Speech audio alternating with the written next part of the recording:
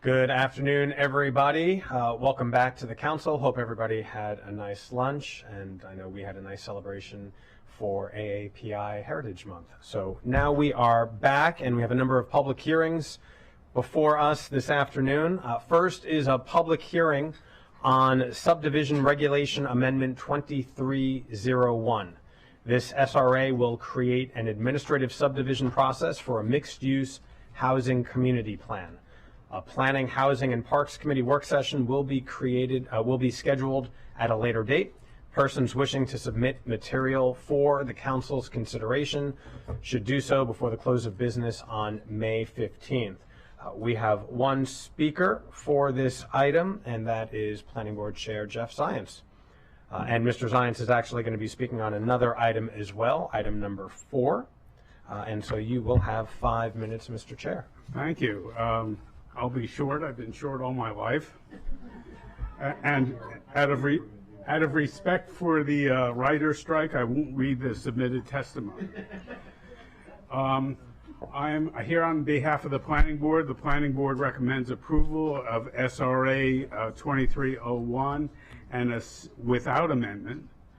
It's a good idea in line with other, if you will,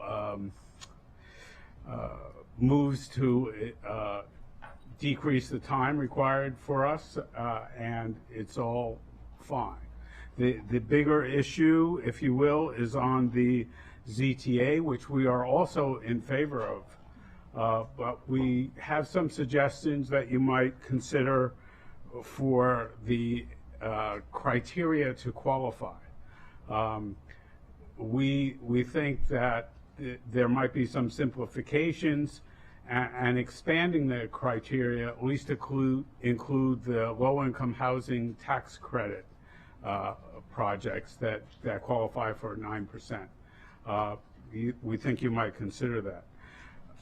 The name causes us a little bit of pause, and that is, it's called the Mixed-Use Land Use Code, whereas within the text of the code as presented, that could be waived. And in fact, we have a problem with the waiver provisions a little bit because it's subjective. So it will take us time when we don't have the time to do it. Certainly, we're in line with the idea of waiver, but seeing that and knowing that sometimes the mixed aspect of a project can be a hindrance to it, we would prefer the name of this be the affordable housing communities rather than mixed use, and allow for the waiver of, if you will, non-residential. We would recommend that you change the criteria to not say commercial, but to say non-residential, so it opens it up to other land uses that may not be in that category. And it still activates the street as you want. We look forward to helping you through your work sessions, and will be available as needed. Thank you very much. Thank you very much, Mr. Chair. And with that, this public hearing is now closed. Next item is a public hearing on zoning text amendment 2302, regulatory approvals, mixed-use housing community. This ZTA will define a mixed-use housing community and provide an expedited approval process for a mixed-use housing community plan. A Planning, Housing, and Parks Committee work session will be scheduled at a later date. Persons wishing to submit additional material for the council's consideration must do so before the close of business on May 15th.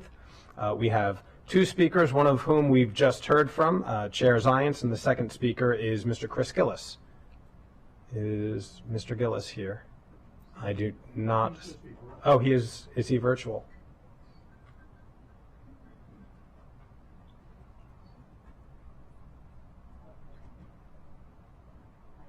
Bear with us as we switch from our AAPI Heritage Month video, which was fantastic. If you did not watch it, I highly recommend. You get to see Councilmember Mink as a kid. I'm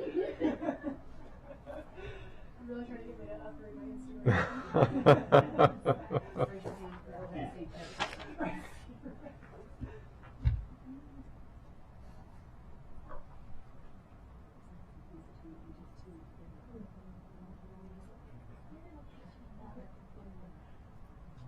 Check with our staff.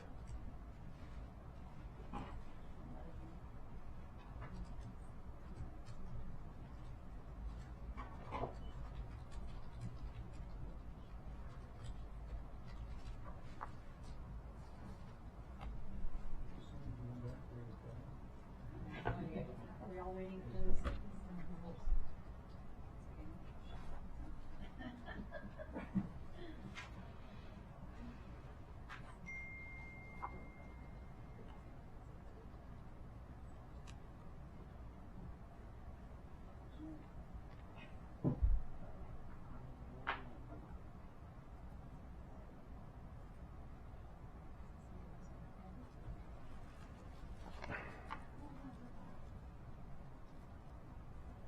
What we can do, I will keep this open and we'll move on to the next public hearing where there are 9 speakers, 8 of whom are in person.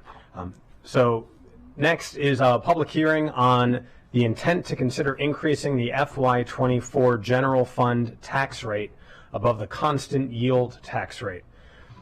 Council committees have begun their work sessions on the budget, and council work sessions will begin on May 8th.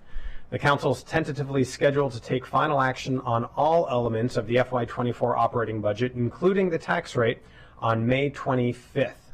The exact time of the May 25th meeting will be announced as soon as it's available. The meeting will take place here at the council office building, and persons interested in submitting additional information or attending the work session should call the council office at 240-777-7900 or consult with the council website for information as to when the specific budgets will be considered. We have 9 people for this item, and I will call up the first 4. Jason Small, Avi Adler, Stephanie Helsing, and Joseph McCallion.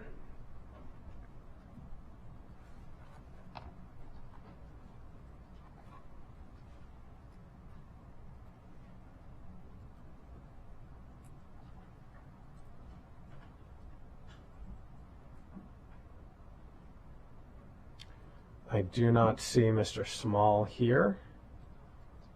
Okay, so we will start with Mr. Adler. Thank you. Good afternoon, everyone. My name is Avi Adler, and I come before you today on behalf of the Greater Capital Area Association of Realtors, GCAR. Last month, I testified to you all about the deep financial burden the county executive's proposed FY24 budget would place on Montgomery County's fiscal health and its residents. That the possibility of a looming recession and continuously slowed economic growth should lead you to belt tightening and minimizing financial liabilities. In the face of these economic headwinds, most of the budget decisions made by the council so far have incrementally pushed us further and further towards a massive tax increase. The almost 9% expansion of our county budget proposed by the executive comes at the expense of county residents. Instead of prioritizing our county's fiscal needs and making tough budget decisions, this proposed tax increase will force residents to dig deeper into their own pockets and make day-to-day affordability that much more difficult. The body unanimously raised compensation for government workers, creating a deficit of at least $145 million to next year's operating budget.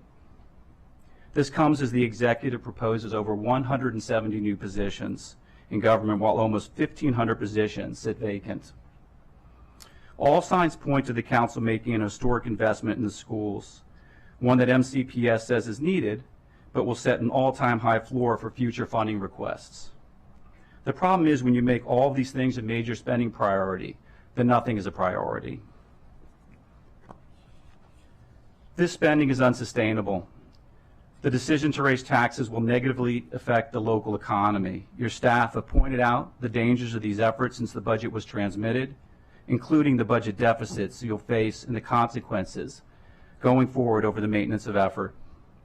And though we're here to discuss the property tax increase, a massive recordation tax increase will also hurt the housing market. Specifically, it will negatively affect almost half of all housing transactions and a vast majority of detached single-family home purchases. Inflation has kept interest rates near a 30-year high. Inventory is still at historically low levels, keeping prospective residents from achieving homeownership in the county and holding back current residents from achieving homeownership and looking to downsize from re-entering the marketplace. Combined, we see a continued affordability crisis, a crisis that will undoubtedly make worse with these tax proposals. We understand the predicament you face with this fiscal year. But when looking at our regional neighbors, massive tax increases are singularly Montgomery County's specific solution to a problem that faces everyone. Just today, Fairfax County announced a tax reduction for its residents while fully funding employee compensation plans. We must avoid further harming our regional competitiveness. We ask that you protect residents who already face major affordability issues and reject a tax increase. Thank you.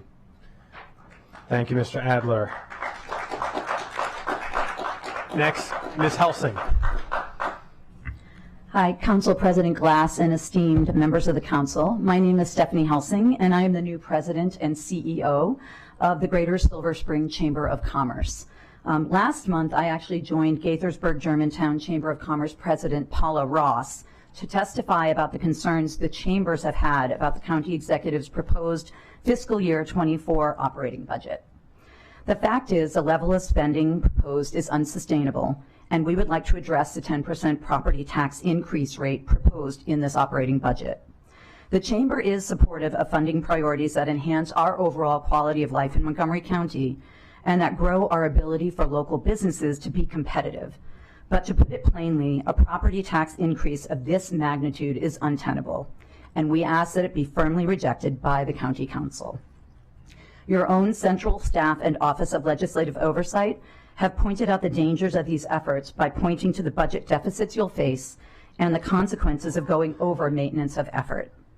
The massive tax increase is asking local businesses and homeowners to shoulder ever higher costs in an ecosystem where surrounding jurisdictions have lower taxes and the cost of doing business is less burdensome. Montgomery County simply can't afford a huge tax increase if we want to stay competitive. Any property tax increase at all exacerbates already persistent housing and affordability challenges that are very real in Montgomery County. In summary, the Chamber thinks that this proposal would have several harmful outcomes, including the following: increasing the tax liability substantially for locally located businesses, increasing the overall costs of doing businesses in living in Montgomery County, hampering talent and recruitment and retention, which is a top concern for chambers and the businesses in Silver Spring, harming our regional competitiveness, and most alarming is driving down housing affordability and slowing the growth of our housing inventory. For these reasons, the Greater Silver Spring Chamber of Commerce requests that the County Council reject this tax rate increase proposal by the County Executive. We don't envy your position, but tough choices have to be made, and there are other options on the table that allow each of you to fulfill the promises you made to your constituents and protect businesses and residents who already face affordability issues here. Thank you. Thank you, Ms. Helsing. And next is Mr. McCallion. Turn your microphone on. There you go. Thank you. Mr. President and council members, I'm speaking as a retiree in this county. Thank you for permitting me to submit my testimony on the proposed real property tax rate increases. I will attempt to be brief. Just as Oliver Wendell Holmes Jr. famously noted, taxes are what we pay for civilized society, and I would not debate that. However, the proposed property tax rate and resulting increase in the constant yield tax rate of 14.2% is excessive in view of the economic conditions currently faced by single-family homeowners, many of whom are retired and living on fixed incomes. Just a month ago, the County Council examined the burden placed on renters in Montgomery County by recent increases in monthly rents. While the majority of the council were of the opinion that rent increases should be capped at 8% plus inflation, council members Jawando and Mink argued for a rental cap of 3% or the inflation rate if lower. Even the county executive, who initiated the call for the 14.2% property tax increase, strongly supported the lower 3% cap on monthly rents. He was quoted in the Washington Post as saying, "It's really disappointing to see 6 people sign on to a bill they know damn well is going to lead to rent increases that are unaffordable." Let us be clear. For all practical purposes, property taxes are the moral and economic equivalent of rent that a homeowner pays to the county. But while homeowners receive maintenance and repair services but renters receive maintenance and repair services that homeowners do not. If the county executive believes that an 8% increase in rent is unaffordable, how in good conscience can he propose a 14.2% increase in property taxes? It has long been recognized that single-family homeowners are the bedrock of any successful community, but that does not mean they should become the cash cows. Any property tax increase should be limited to what would be considered a reasonable and equitable cap on residential rent. Thank you. Thank you, Mr. McCallion. Thank you to everyone on this panel for joining us this afternoon. Next, I'd like to bring up the next 4 individuals. Cyril Draffin, Justin McKinnery, Neil Teplitz, and Melissa McKenna.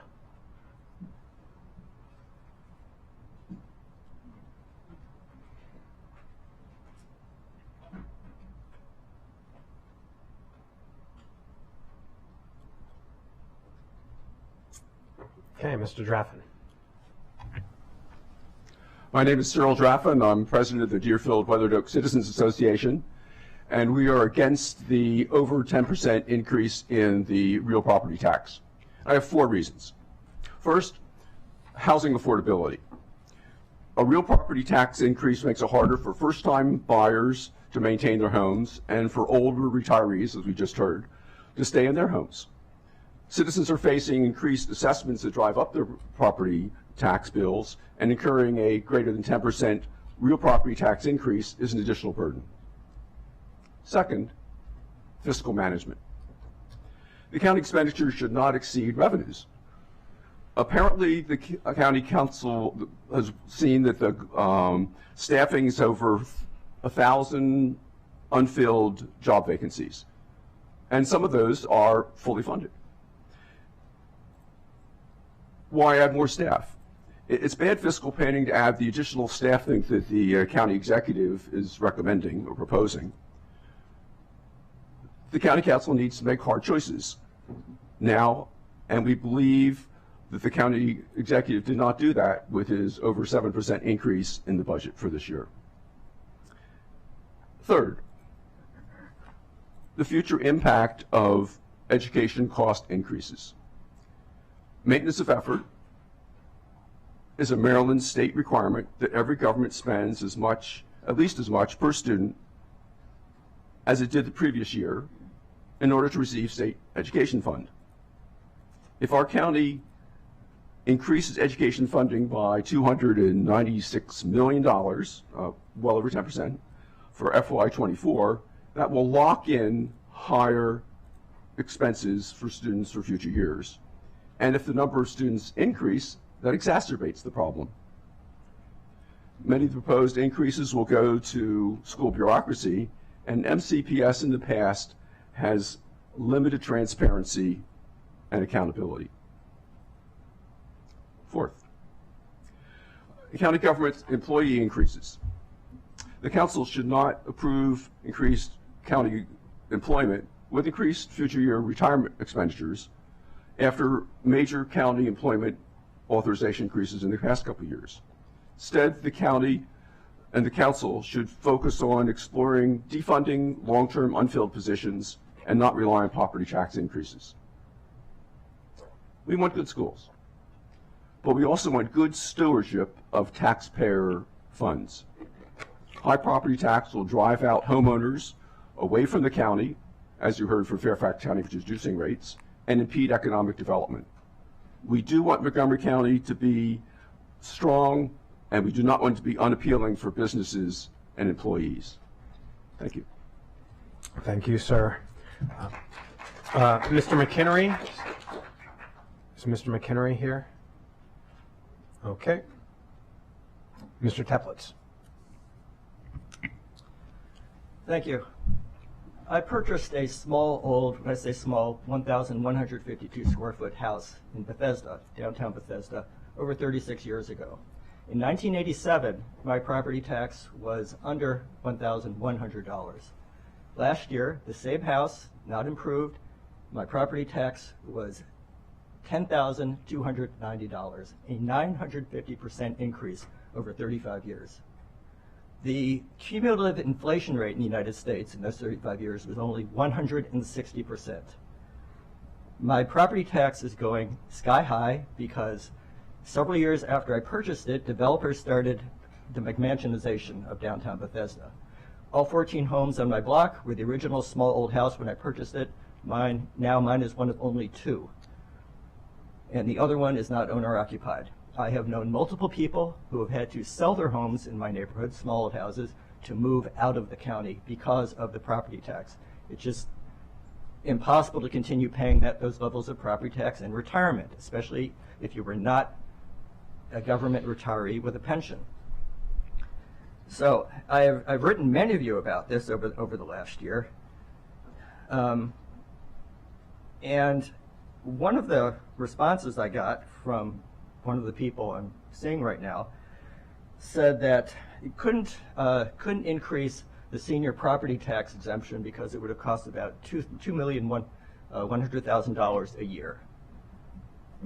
What the county executive is proposing is 100 times that, and there is still no sensible, fair, and equitable senior property tax program in the county. Every other jurisdiction in the metropolitan area has a far more sensible, well thought out program than we have. If I lived less than 2 miles away across the DC line, if you're over 65 and your adjusted gross income from a prior federal tax year is under a fairly high threshold, you get an automatic 50% reduction in your property tax.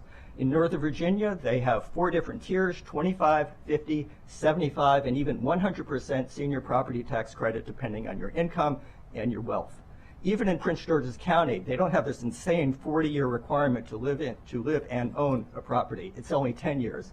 And while they have a threshold for the assessment value, because property values are much lower in Prince George's County, a far higher percentage of homeowners are potentially eligible. And in Howard County, they have 2 different programs, one of which, if you reach the cap that they had set, which I think is the same in Montgomery County, you still get a tax credit up to the cap if your assessment is over that. You desperately need to do something because it's driving people away. Thank you very much. Thank you, Mr. Teplitz. And now Ms. McKenna. Good afternoon. This operating budget is stickier than most, so I passed up operating budget hearings. The discussion continued, so as a 10-year education advocate, I couldn't pass up the opportunity to come again. The Education First budget of 2016 has become the engine of what is now a runaway train of budget requests exceeding maintenance of effort. And I was on that train. Since 2017, MOE has been exceeded every year since, whether nominally, FY22, or flagrantly, FY23. The current request to exceed MOE in FY24 by more than $272 million is stunning, even to me. Forget this year, that's in perpetuity. Is that a sustainable amount? Should it? Being a frugal consumer myself, I question what this will buy and what is the expected return on investment. We all know that the effects of COVID-19 were devastating, especially for our children, and it is for our children, other people's children, that I am here today. They only get 1 shot, and that's already been messed up a little bit. Don't forget that MCPS was also awarded more than $389 million in federal ESSER funding. As of January 31st, $154 million still remains. What happens next year when this waterfall of one-time money dries up? And where did that ESSER money go? Just one example, tutoring, $27 million to 12,000 students. And did that reach those who needed it the most? Our Black and brown students, financially challenged and differently abled? Don't misunderstand. Do I think our teachers and sports staff should be paid more? Absolutely. However, at some point, just like any household budget, there have to be some hard decisions made. We've reached that point. Instead of more add-ons, current spending must be scrutinized. I am one of Dr. McKnight's biggest supporters. I want to emphasize she has inherited a bureaucracy more like county government than a mom and pop shop in Old Town Gaithersburg. Making changes at MCPS is like attempting a U-turn with the Titanic. Programs system-wide need to be reevaluated and some canceled. Of course, I have suggestions, but let's just look at the Innovative School Year program at Roscoe Nix and Arcola Elementary. For a $6 million investment over 3 years, just in staff, not building operating expenses and maintenance costs, what do you expect reading achievement to look like? In your handout, you'll see it's nearly a flat line. To be fair, this generation has been taught to read the wrong way. So MCPS is shifting to the science of reading, but it has to be faster. Remember, these kids get one shot. Considering all the talk about housing affordability in the county, I must call out the glaring incongruity of raising property taxes while legislating caps on rent increases. How does increasing property taxes make homeownership more affordable? I thought those speaking before me would have mentioned that property values have risen considerably in the past 2 years, creating a natural rise in revenue available. There will be a limit to the tax burden that a natural rise in revenue available. There will be a limit to the tax burden that accept. Ms. McKenna. MCPS alone cannot solve all of our problems. Whatever the outcome of your budgetary decision, I urge you hold MCPS accountable for assigning resources to those students who need it the most. Thank you. Thank you very much, Ms. McKenna. Thank you, all three of you, for your testimony this afternoon. The last person joining us will be doing so virtually, Mr. Brian Levine. Thank you. Good afternoon, members of the County Council. I am Brian Levine with the Montgomery County Chamber of Commerce, and I apologize for testifying online. I was originally signed up to speak in person, but since then someone in our home has gotten sick, so I thought it would be safest for everyone if I kept my distance. And a special thank you to council staff for working with me on that last minute change. So the Chamber testified recently at the operating budget hearing, and we focused our remarks exclusively this year on the county executive's proposed 10-cent property tax increase in its fiscal year 24 operating budget. While the Chamber is supportive of funding budget priorities in Montgomery County that enhance our quality of life and do things like grow our ability for local businesses to be competitive, property tax increase, especially one of this size, is just to us a seriously bad idea, and we ask that it be rejected in its entirety by the County Council. This massive tax increase proposal is asking local businesses and homeowners to take on even higher costs, and this simply makes no sense from a competitiveness perspective in Montgomery County. Our county can be an expensive place to have a business, and these higher costs have already impacted our ability to compete with nearby jurisdictions where taxes are sometimes lower and costs for doing businesses are less of an issue.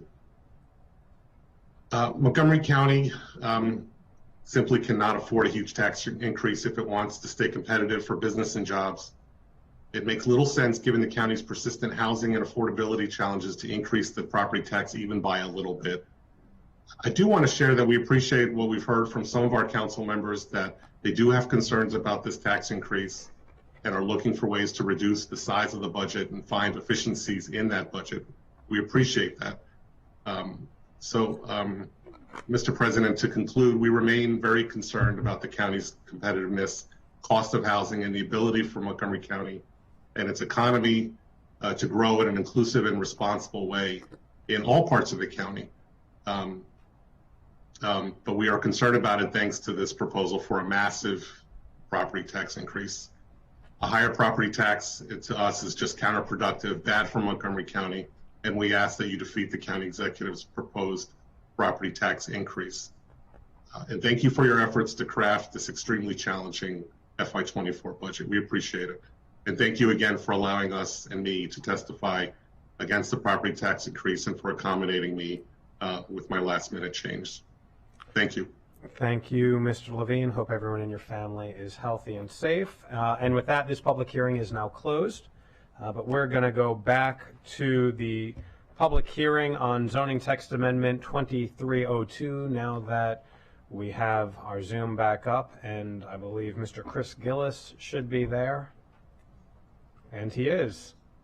Thank you for hanging on with our technical difficulties, but Mr. Gillis, you have 3 minutes. Thank you, Council President Glass. I was worried for a moment you had ghosted me, but I'm glad to be joining you finally. Good afternoon, Council members. My name is Chris Gillis, and I'm testifying on behalf of MHP in support of ZTA 2302.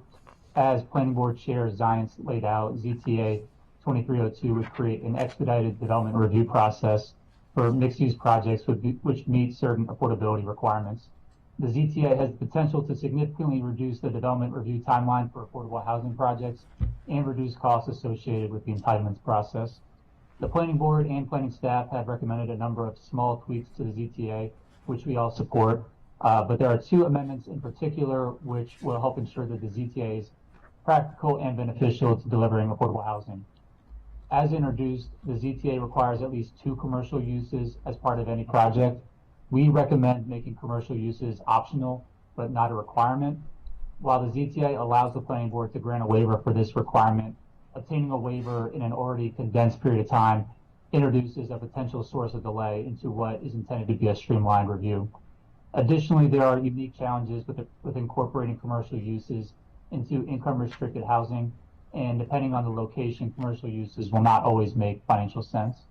We recommend eliminating or relaxing the commercial requirement in ZTA. And then second, we support the Planning Board's recommendations, which would tweak the affordability thresholds for eligible projects. Specifically, the threshold for 30% AMI units would be lowered from 15% to 10% of units, which in MHP's view is much more achievable. Few of any projects are likely to meet a 15% requirement. Just speaking about MHP's new construction projects, anywhere from 10% to 13%, generally speaking, of our units are at or below 30% AMI, but it's very difficult to get to that 15%, even though it's very close. Absent any changes to the low-income housing tax credit program or greater subsidies from the county, it will be extremely difficult to achieve 15%. Alternatively, as Planning Board Chair Zients mentioned, we would support the council doing away with the affordability thresholds altogether and simply opening it up to any project that receives low-income housing tax credits from the state. So I just want to thank the sponsors and co-sponsors for introducing the ZTA and for seeking ways to deliver affordable housing cheaper and quicker to the public. So thank you for your time and attention. Thank you very much, Mr. Gillis. And with that, this public hearing is now closed. Next, we're going to go on to item number 6, which is a public hearing on a special appropriation to the county government's FY23 operating budget for the Department of Health and Human Services and funding for the State Opioid Response 3 in the amount of $1,319,629. Action is immediately following this public hearing. There are no speakers for this public hearing, so this public hearing is now closed. Can I have a motion? Motion to approve. Moved by Councilmember Luedtke, seconded by Vice President Friedson. All those in favor of the special appropriation? And that is unanimous. And now we move on to legislative day number 14. And with that, we are introducing expedited Bill 2323, Small Business Innovation Research and Small Business Technology Transfer Matching Grant Program Amendment. The lead sponsor is Council President at the request of the County Executive. A public hearing is scheduled for May 16th at 1:30 p.m. and an Economic Development Committee work session will be scheduled at a later date. I see Ms. McCartney Green to provide us some details. Thank you, Council President Glass. Expedited Bill 2323 is really addresses a technicality. The Council has already approved Bill 3122, which provide the county executive the opportunity to establish regulations for the SBIR and the STTR grant program. However, with the timing of that and the regulations that were approved, it made some business ineligible to apply during the 2022 calendar year. So what this bill would do is allow receipt of applications for the recipients of the federal grant program during the fiscal year rather than the calendar year. And so, as I mentioned, this addresses a technicality in the legislation. Thank you very much for that. And with this piece of legislation has been introduced. There is one other item being introduced this afternoon. That is Bill 2423, Air Park Community Advisory Committee established. The lead sponsor is Councilmember Luedtke and co-sponsored by me. And a public hearing is scheduled for June 13th at 1:30 p.m. and a Transportation and Environment Committee work session will be scheduled at a later date. Councilmember Luedtke. Thank you, Mr. President, and thank you for co-sponsoring the bill. You know, as some of you know, there had previously been a committee to facilitate the discussions related to the air park, and then that was terminated in 2021. Ever since I started running for the District 7 seat, this has become a talking point for folks in the area who have concerns and want to make sure that there is an available outlet to discuss issues surrounding the air park operations. But I want to be clear, the Montgomery County Air Park is an important part of our local economy. And we're fortunate to have a general aviation airport here, right here in Montgomery County, accessible to so many.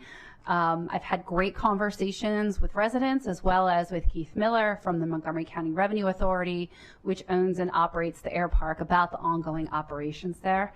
The concerns, particularly surrounding noise issues, have increased over the past 3 years. And of course, last November's plane crash into the transmission line by the air park has brought up long-running safety concerns, and we need an available outlet for that. So this committee would exist to allow for discussion of the viable and healthy air park operations with the potential to improve and mitigate community impacts such as noise, which I believe is almost always present and a valid concern for neighborhoods around the facility. So, for example, there was the report conducted by Vianair that I know was discussed and spoken about in T&E committee earlier this year about the impacts, and that noted in the report that right now we don't know exactly how many flight operations there are happening at the air park on a regular basis. We have some estimates, but then there are also flight operations such as touch and go, which are done for training and instructional purposes. It's very hard to calculate. And there's always room for improvement that a committee such as this, in consultation with the Revenue Authority, the FAA, and the Maryland Aviation Administration, can recommend to those entities and to the county as a whole.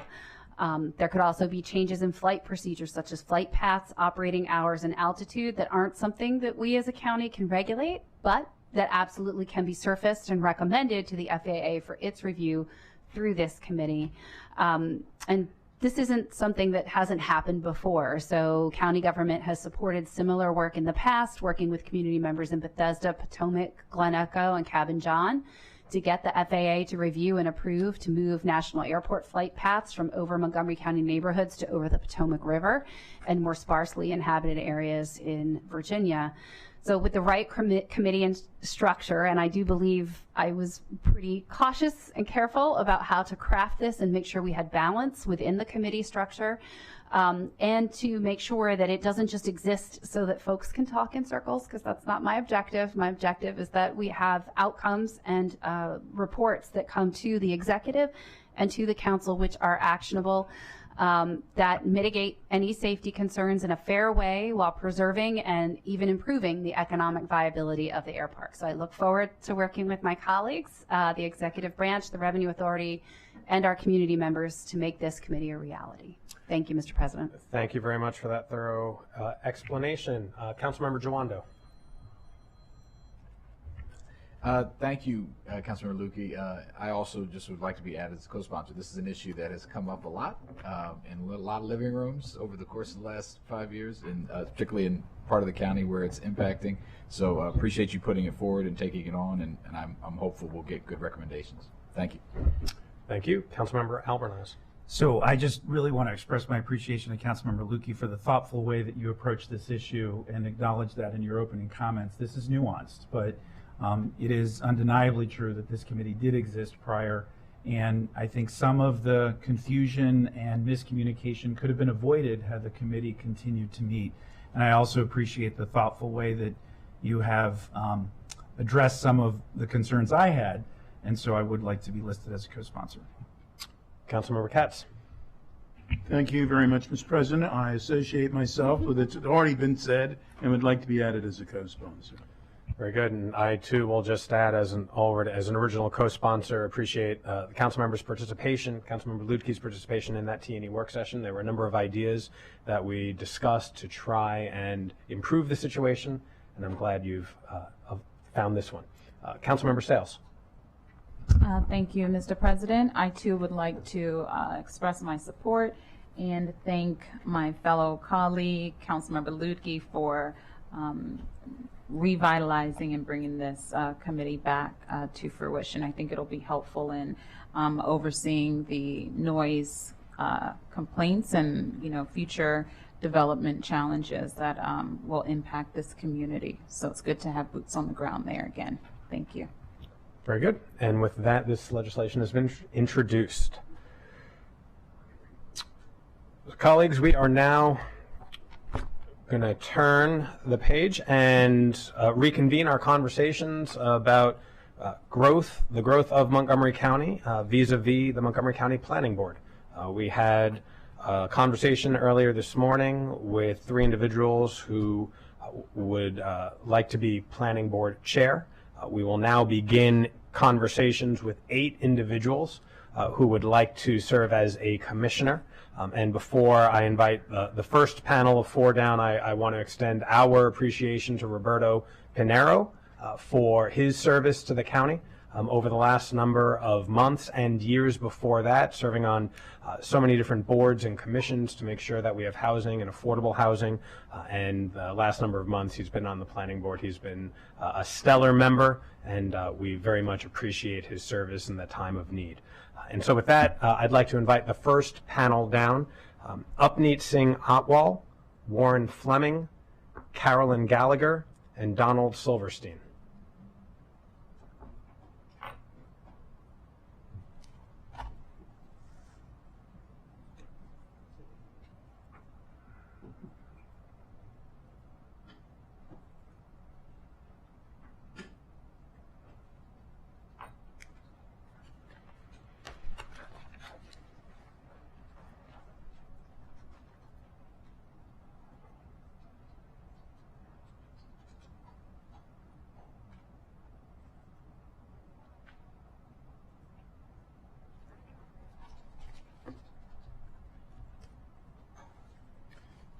Okay, well, welcome everybody.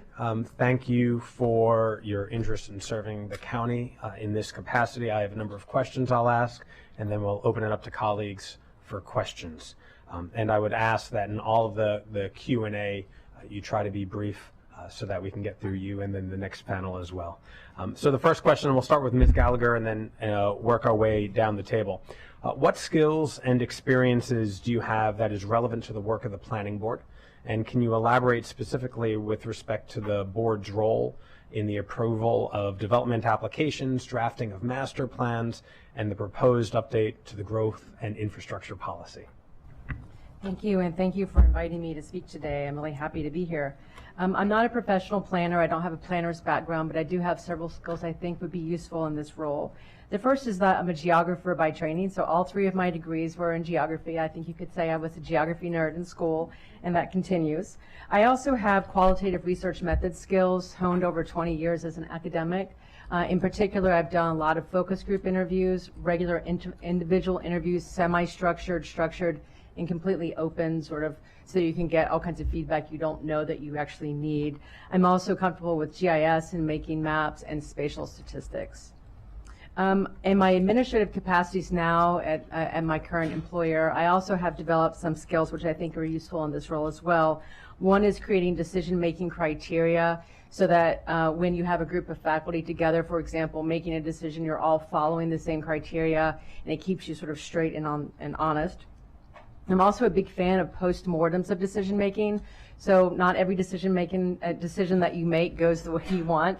And so I think it's a good chance to go back and not point fingers and say, who screwed up here, but rather, what could we have done better and how would we go forward in that process? I also, in my role at my current employer, I'm also in charge of hiring faculty members as adjuncts, term, and tenure, and also special faculty roles like ambassadors and residents. So I govern the process of hiring, and I also helped implement our DEI committee's inclusive hiring toolkit to diversify our faculty. Thank you very much. Thank you. Mr. Fleming. Thank you. Hi. Good evening, everyone.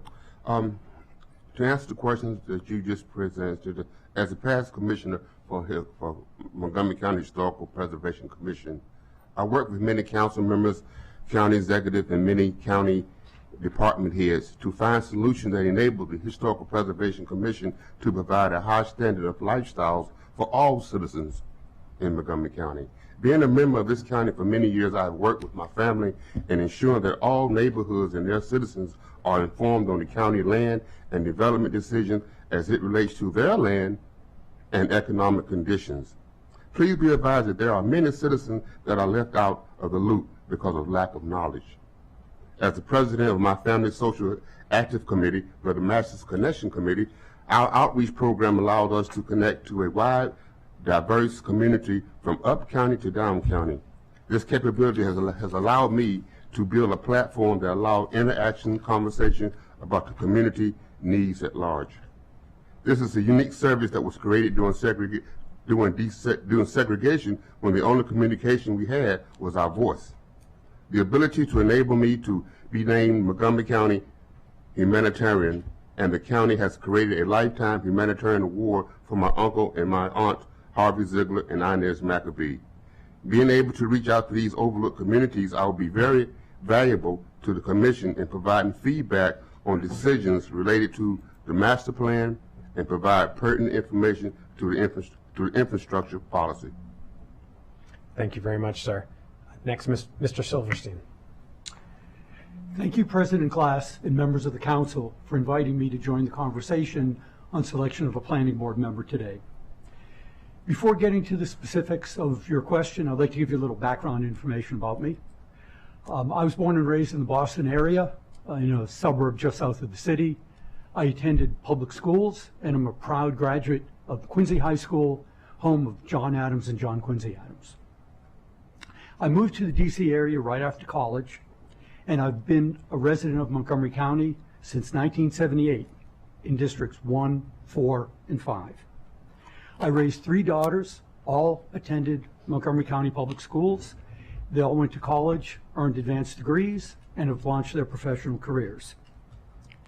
I live in Kensington with my Great Pyrenees, right behind Mike Riley, the director of Montgomery County Park Department. Now, I would like to answer your question about how my skills and experience are relevant to the work of the planning board. I'd like to do that in 3 areas. First, my formal education and certifications. Second, my professional experience. And third, the skills that make me an excellent fit for the remaining seat on the planning board. I have a bachelor's and master's degree from the Massachusetts Institute of Technology. This education is a great match for the work of the planning board. The planning board is all about adapting the world to meet our needs, and civil engineers are the stewards of the built environment. Civil engineers fix things and make them better.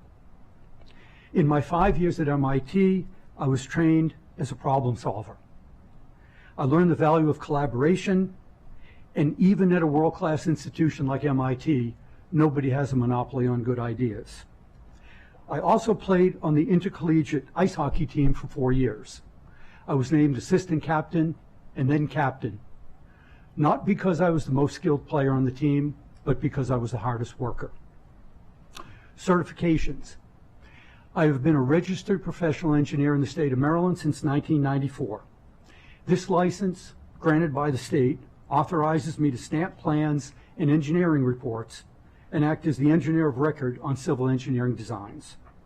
This credential puts me on equal technical footing with applicants' design teams when they appear before the planning board. I am also designated as a lead accredited professional by the U.S. Green Building Council.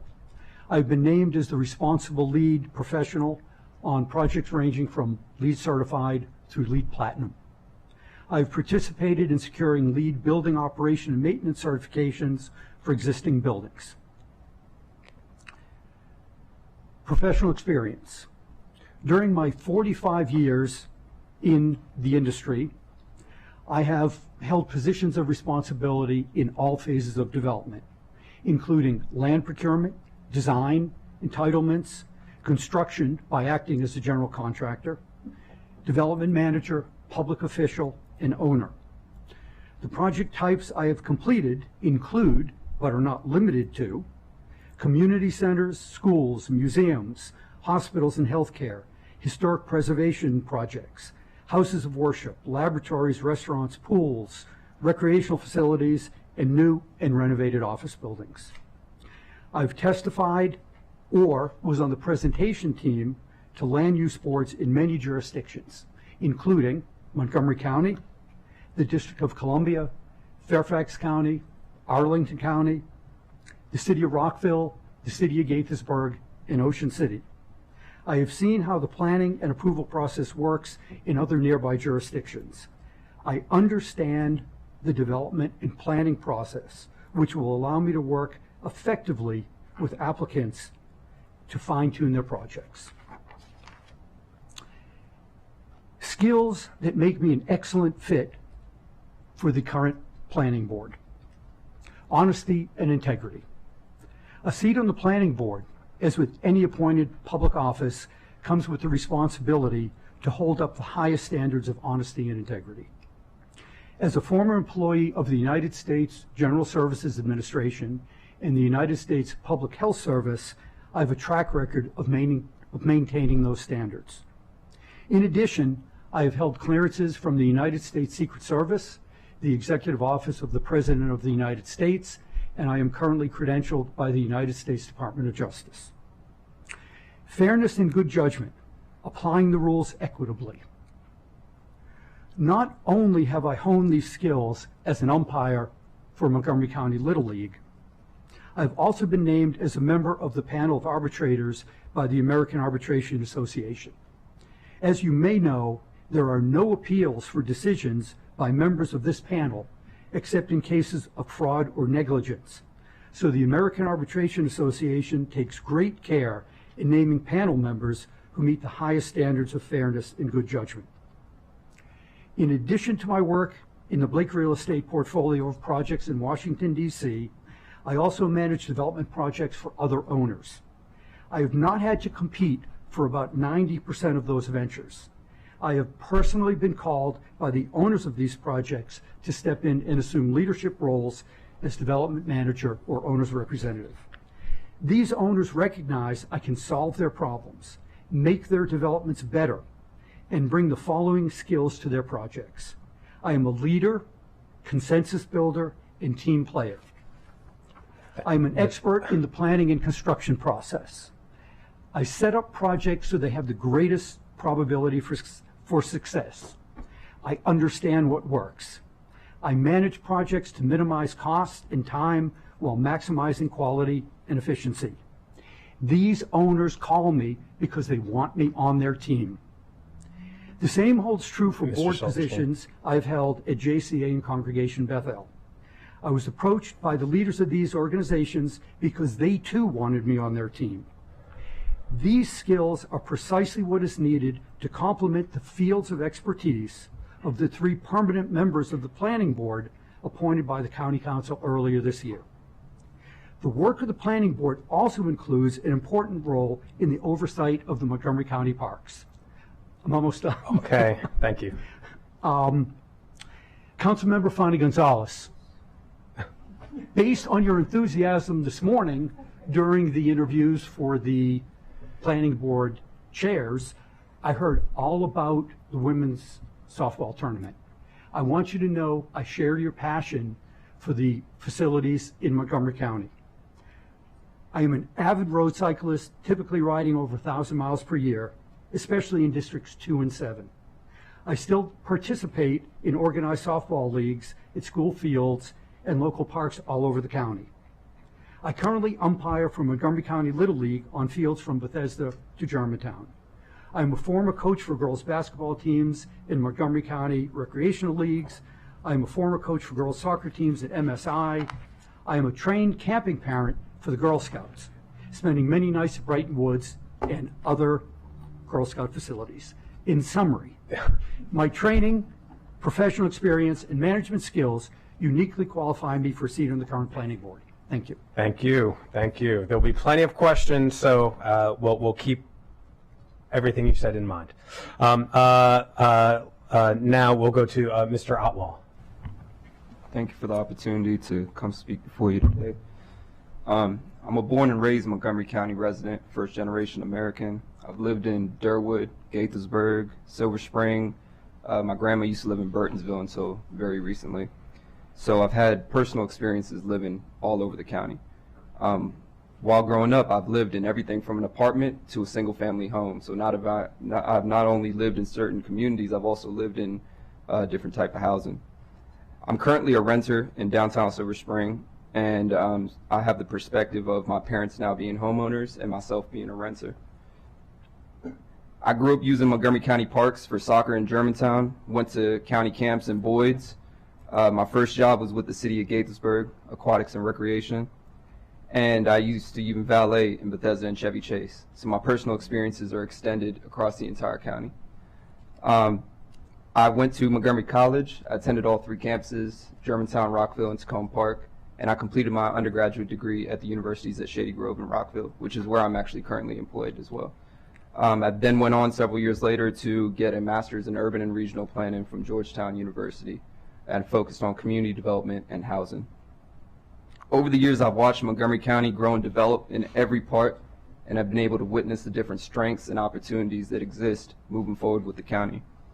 Professionally, I've been able to work on Montgomery County master plans. I've been able to work on a Montgomery County general plan from the perspective of a graduate intern planner, as well as from the perspective as working for a legislative individual in the county council. I've collected data, drafted goals, policies, and actions for those plans, and even reviewed plans from the perspective of a legislative attorney so I could work with my council member to propose any edits in the master planning process. I've conducted research on growth management and APFOs across the region and country. That was actually my first project in the planning field, so it's something that sticks with me every day. And now I'm currently co-chairing a facilities master plan for the universities at Shady Grove, engaging with community organizations and partners, focusing on youth development and education, and trying to teach the youth about what public policy and urban planning means to them. I'm also conducting a transportation survey at the universities at Shady Grove, trying to collaborate with Montgomery Planning and MCDOT to have better access to higher education in the Up County. I've been able to experience the Parks Department. I've been able to work for the Planning Department, and I believe that my experiences working wholly in the county make me fit for this position. Thank you, Mr. Atwell. Next question I'll ask, and we'll start with Mr. Fleming. Mr. Fleming, what are the most critical issues you believe the board needs to address over the next few years? Okay, thank you. In my view, the most ways that we need, that I'd like to see what happens is that better communication, the way we address the community. We must be aware that a lot of people in the community are not technology savvy yet. And we need to provide foot soldiers to carry the message. We need our traffic to be improved. We need more senior housing availability. We need open land utilization. We need the reclassification of rustic roads requirements. And we must keep the preservation of historic sites and communities. Thank you. Mr. Silverstein. I think there are 3 priorities for the planning board over the next 2 years. First, the implementation of Thrive Montgomery 2050, specifically the helping to create and preserve a greater stock of affordable housing and expanding our transportation systems, developing an equitable system of moving people around and through the county. The best parks, employment centers, residential areas, and they lose substantial value if you can't get to them. Secondly, hiring a new director of planning. This person could lead the planning department for 20 or 30 years and have a huge impact on the direction of growth in the county. We need to make sure we get the right person. Third, and this goes to President Glass, part of your initial question, updating the growth and infrastructure policy, which expires at the end of 2024. The policy is intended to ensure that public facilities are able to accommodate new development, particularly schools and schools and transportation infrastructure, along with sewer and water services. This policy contains the details, tax strategies, incentives that help define and steer growth in the county. Great amounts of time and energy went into the last update, and an equal amount or greater effort will be required for the next one. Thank you. Thank you. Mr. Otwell. I think there's 5 pressing issues for Montgomery County moving forward, and this is not in any particular order, but housing, pedestrian and bicyclist safety, expanding and enhancing our park system, working on traffic in the Up County. Although I haven't lived in Gaithersburg for several years, I come up to Rockville 3 times a week to work in person, and I see what's going on the southbound 270 and opportunities in the East and Up County in general in terms of economic development and community development. Thank you. Ms. Gallagher. We have a lot to do, but I would focus on 2 things. The first would be housing, and I think we need to build more housing. We also need to make sure, as we're building more housing, that we're making sure to bake into that protections for existing low-income or naturally affordable housing, and also making sure that we can provide housing for our emerging families. And by emerging families, I mean people that are not only moving into the county, but people that are leaving high school and college and they want to live here and they can't afford to live here. So I want to, sort of say we need more housing, but we also need to bake into that a focus on affordability. The second thing I would point out is the pedestrian master plan, and I'd like to see that completed. And the context for me is both personal and just as a person who's watching the news. I live in South Four Corners in Silver Spring, so I am surrounded by 3 really, really large, noisy roads: Colesville Road, University, and the Beltway. And I have a lot of shops in my neighborhood that are hard to get to without feeling just like, oh wow, I want to go to the pastry shop, I'm really wanting that, extra donut this morning, and I have to cross 12 lanes of traffic, I think, to get it, right? And I would love to walk with my son there. He's always trying to get me to go to Sweet Frog or the donut shop. And so it would just be nice not to feel that just doing something very simple that is completely within walking distance I'd be able to do. The other thing is just to watch the news, right? I mean, we see what has happened along University and Georgia Avenue with pedestrians who are trying to cross the road and they lose their lives. And that destroys their families. And so we really need to find a way to make the county more walkable for many of our residents who live in neighborhoods that were built to be car-centric, but they themselves do not have cars. Thank you. Thank you. Next question will begin with Mr. Silverstein. If appointed, how would you position this role to work on racial equity and social justice issues? Racial, ethnic, environmental, and economic equity are often centered around matters of access. As part of the planning board, I think we can improve the access to affordable housing, transportation, especially from affordable housing locations to places of employment, alternate modes of transportation, making existing roads more accessible to bikes as an alternate mode of transportation. This can be much more affordable than a car or riding a bus.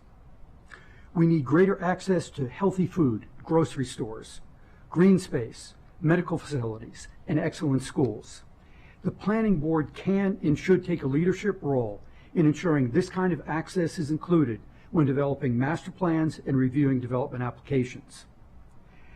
As an advocate for other areas of social justice, the planning board should be a voice for people who don't have the time, spare capacity, nor inclination to think about the details of planning a project.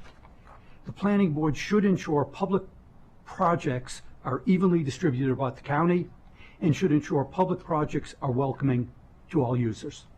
Thank you. Mr. Atwell. This was a very hard question for me to think about an answer to. And it's not because I don't work in racial equity and social justice, but it's because everything I've done professionally has been focused on racial equity and social justice. And I don't mean to exaggerate this, but when I wake up every day, I'm thinking about how can I do better in my job to serve the individuals that I'm serving. In my current position, it's serving the youth of Montgomery County and even adults who are continuing their education. In previous positions, it's been serving a district for a council member I've worked for, or serving the residents of Montgomery County when I was a general graduate intern. I've even been on a racial equity and social justice core team in a previous role. I've done a lot of engagement with community members and community organizations. I remember, without getting specifically on the title of it, there was a bill that was going through about last year or 2 years ago, and I decided to take upon myself to go and walk business to business to talk to businesses and see what's going on. And I remember knocking on businesses' doors and talking to owners that said no one from the county has ever spoken to them. And this was in Down County. I've continued that engagement right now, working with residents across the county, specifically from areas that I've identified as being underrepresented and needing better access to higher education, and that's in my current role, specifically Germantown, Montgomery Village, Gaithersburg, Wheaton, and Silver Spring. And so when I say it's difficult for me to think about an answer to this, is because every single thing I do is focused on racial equity and social justice and trying to apply that lens to creating results for the residents. Thank you. Ms. Gallagher.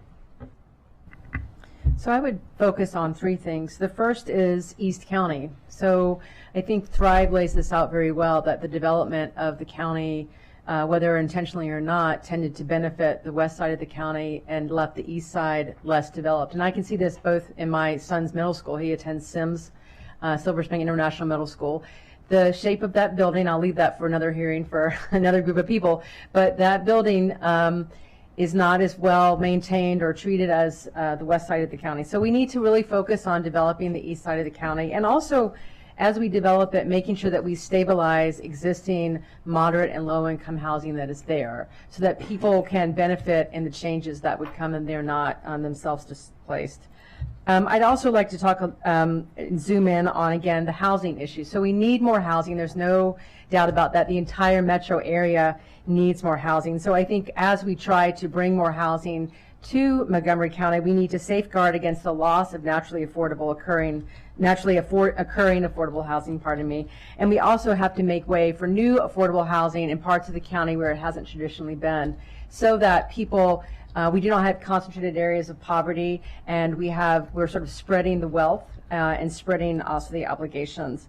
I also think we need to focus on our renters, and we need to strengthen protections for them. So I support rent stabilization in our county. I also think we need to do code enforcement, and we need to spend more money on enforcement of rental housing and codes of that. I've done research in Prince George's County and Langley Park on low-income housing, naturally occurring low-income housing, where the strategy of the landlords is disinvestment. And so when you go into individuals' housing and you say, what's going on in your particular building, they point to the ceiling and say, there's a hole in my ceiling that the landlord will not fix. And the reason the landlord is not going to fix that is because there's no cost to not fixing it, and they're just milking the property. So I really think that's something that we should focus on. We're going to always have renters in this county. We want to make sure that the quality of their housing is up to code and that we're enforcing our codes. And I'd also like to see more attention to using a ROFR, like sort of right of first refusal, to help again in that stabilizing of low-income and moderate housing. Thank you. Thank you. Mr. Fleming. Sorry. There you go. But first of all, I would stop creating, I would ask the planning board to stop creating all these task force committees trying to find what the root problem is with racial equity and social justice. Listen, we all know what the deal is. It's been outlined over and over and over again.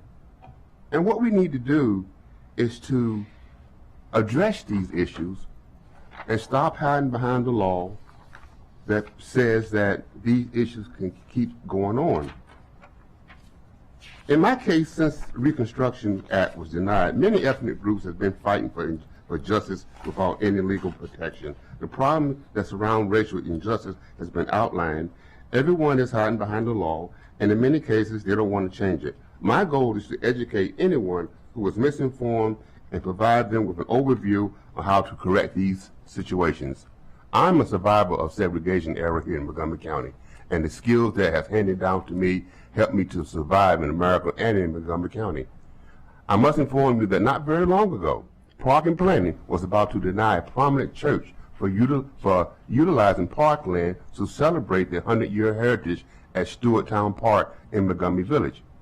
I was able to have a sit-down with Park and Planning and the commissioners and the church members, and instead of disassociation with each other, I brokered a deal that allowed Park and Planning to join forces with the church celebration, and today they are partners, not enemies. I learned that during the sit-down that the members who wanted to stop the church from using the land wasn't informed or educated on the purpose of this event. Once I informed them, they joined forces with me, and they are now attending every year and participate in this event. This is the type of role I will play if I'm appointed. Thank you very much. Next question, we'll start with Mr. Atwal, and it's pretty straightforward. Do you have any limit on your availability to fully participate in and prepare for board meetings? No. Fantastic. Ms. Gallagher? No. Mr. Fleming? Nope. No. Excellent. And last question, we'll start with Ms. Gallagher before I open it up to colleagues. Is there any potential conflicts of interest of which we should know about? No. Maybe. I do a lot of work here in the county with different groups and different organizations in trying to enhance the integration of council members and department heads to better our community and our citizens. So I don't think that it will bother me from or even be a conflict of interest, but the work that I do, since there's not many of us living now that knows the type of history that we carry, I must do it. Thank you for candor. Mr. Silverstein? None. And Mr. Atwal? None. Okay, very good. And I'll open up to colleagues, and the first comment and question will be from Vice President Friedson. Thank you, Mr. President. Thanks to each of you for joining us. Another example of how fortunate we are to live in Montgomery County and have lots of engaged and talented residents who are willing to step up and serve. So thanks to each of you for bringing your broad and vast backgrounds to this conversation. Certainly you are going to make it difficult for us. My question is similar to the one that I asked to the chair candidates this morning. In your view, what role do you think the vision of individual planning board members or the planning board as a body play in the work of the board, the Park and Planning Commission, and the county's land use and transportation planning as a whole? And why don't we start with you, Ms. Gallagher? I think that the role is to make decisions, but before you make decisions, you need to consult widely in the community. So I think the way Thrive describes it, which I like this very much, is survey before you plan, right? So you ultimately do have to make a decision, and I think you have to survey what the needs are. And one thing I've learned in my own research is you can often go in thinking this is your particular issue that you're trying to understand. This is the problem that someone has told you about. And then you start talking widely, and you start talking to people outside of who you think are the people to talk to, and you discover there's a whole other issue here that you weren't expecting. So I think you just have to, you really do have to go in and say, our job is to plan, we have to make decisions or recommendations, but we also have to recognize that we don't want to plan and then survey, we want to survey and then plan. And then I also think another thing that I do, and again in my research, is like, okay, I've talked to who I think is a representative sample of what I need to talk to. Now I'm going to double check, triple check, and quadruple check. Did I really get everybody's views and opinions that I should hear from before I do this particular writing assignment or whatever it is? And in this case, before we make a plan or we sort of implement it.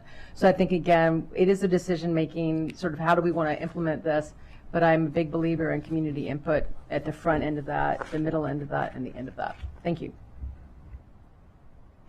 Yes, I think that with Montgomery County with over 300 and some odd acres of land that we have to cover, each individual must have a understanding of what we are fighting now and how we're going to improve it to meet the new requirements that we're trying to address.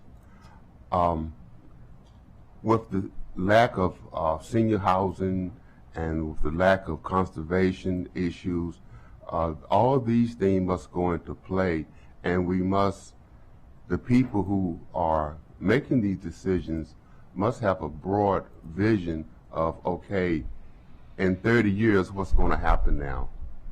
Let's not plan short term, let's plan long term and try to meet the short term goal as we march toward what we're trying to do.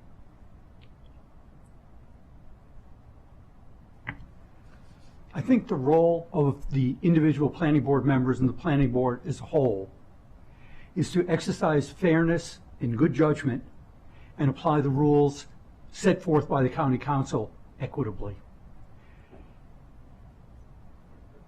There's a planning role to be filled by the members of the board, but many of the cases that come before it have been well vetted by the staff.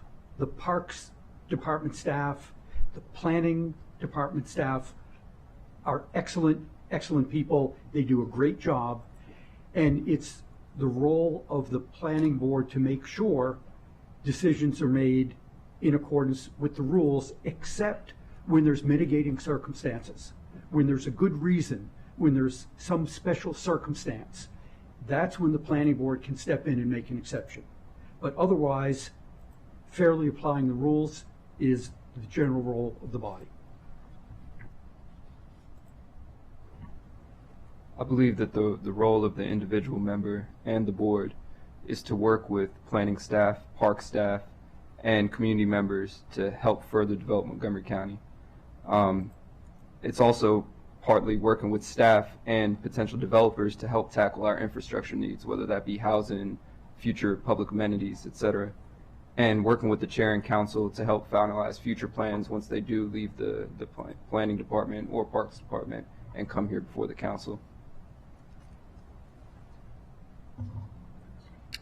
Okay, thank you very much, Vice President Friedson. Next is Councilmember Luedtke. Thank you, Mr. President. I asked a similar question this morning to those who were here before us to discuss the role of chair, and understanding that you will be one member of a larger body, and that you come at this with different personal philosophies.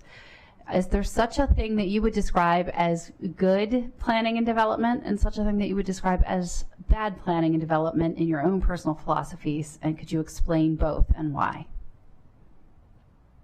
I don't know which order they're supposed to go in. Mr. Fleming. Mr. Fleming, if you could start.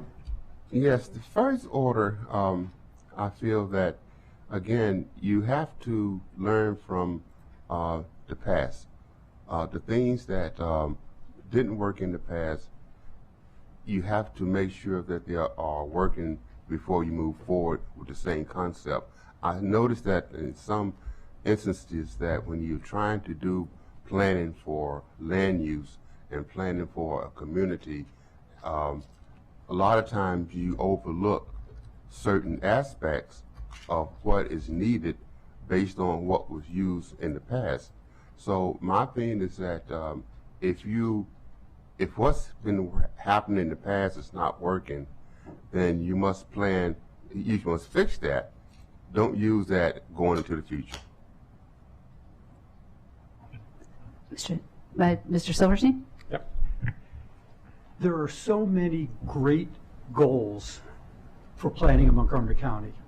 Sustainability, social equity, housing affordability, safety, and ease of transportation. Developments that ascribe to those, I'll say, are good developments. Developments that don't really check those boxes, generally we want to avoid. building a giant affordable housing complex in a place that it doesn't belong checks one of the boxes, but would be an example of bad development. We need to make sure what we're doing, as Mr. Fleming has said, contemplates what happens in the future. So we want to plan. We are following the master plans and the 2050 map has the 2050 ideas. Those are all examples of good development. When we don't follow those, they're bad development, and I don't think they should be accepted. Thank you. Mr. Atwell? I used to think I knew what good and bad planning was, especially when I worked on a specific plan that I thought had really great qualities and values in it. And then in another role, I saw how many community members did not share that same opinion. So I think that it's a very subjective question, and every community member is going to be different from even their own neighbor. So good planning is working with every single individual in the community to try to meet their needs and meet the overall vision and goal of the county. Thank you. Ms. Gallagher? I'll start with what I think good planning is, and in a sense, bad planning is not this. And I'll start with process and then talk about guiding principles. So I think with process, you want community input, and you want it on a regular basis, not just, around a particular issue. The more the planning board is out in the community, the more people know who you are. When you have to go to them with a specific plan, they recognize you. You are more a trusted person in the community. I also think that you have to do your due diligence on things. So I think at this point in time, with limited trust in government in general, we have to do our due diligence to make sure that people understand what we're doing and why we're doing it. And again, partly it's just getting up to the baseline. We didn't have to do a lot of this baseline work to get there. We have to do it now, given where we are as a society. I also think we have to be ready and willing to course correct. One of the things I noticed in the Thrive document in the transportation system section really struck me. It talked about the 15-minute walkable city, and whoever was doing the interviews of this, probably the staff, but I'm not sure, they went to low-income communities, and low-income people said, well, this isn't for us, or you're talking about price congestion pricing, and I'm a plumber, or I'm a roofer, or I'm a landscape person. I need to be able to drive my car throughout the day and not have have extra cost put on me. And so one of the things I found in the Thrive document here, and I brought it with me, is okay, we have to recognize that not everybody is coming at it from the same perspective, and when we hear perspectives we weren't expecting, we have to course correct. And being willing to do that, I think, also earns goodwill. I'll also say, for outside of the sort of process side, but just thinking more of it in terms of guiding principles, this is my guiding principles or sort of view on this is, I'm here because I have some guiding principles I would want to implement in my role in this. And one of these is more housing. And again, more housing with always baked into that affordable housing and moderate income housing as part of that process. So that's a big thing.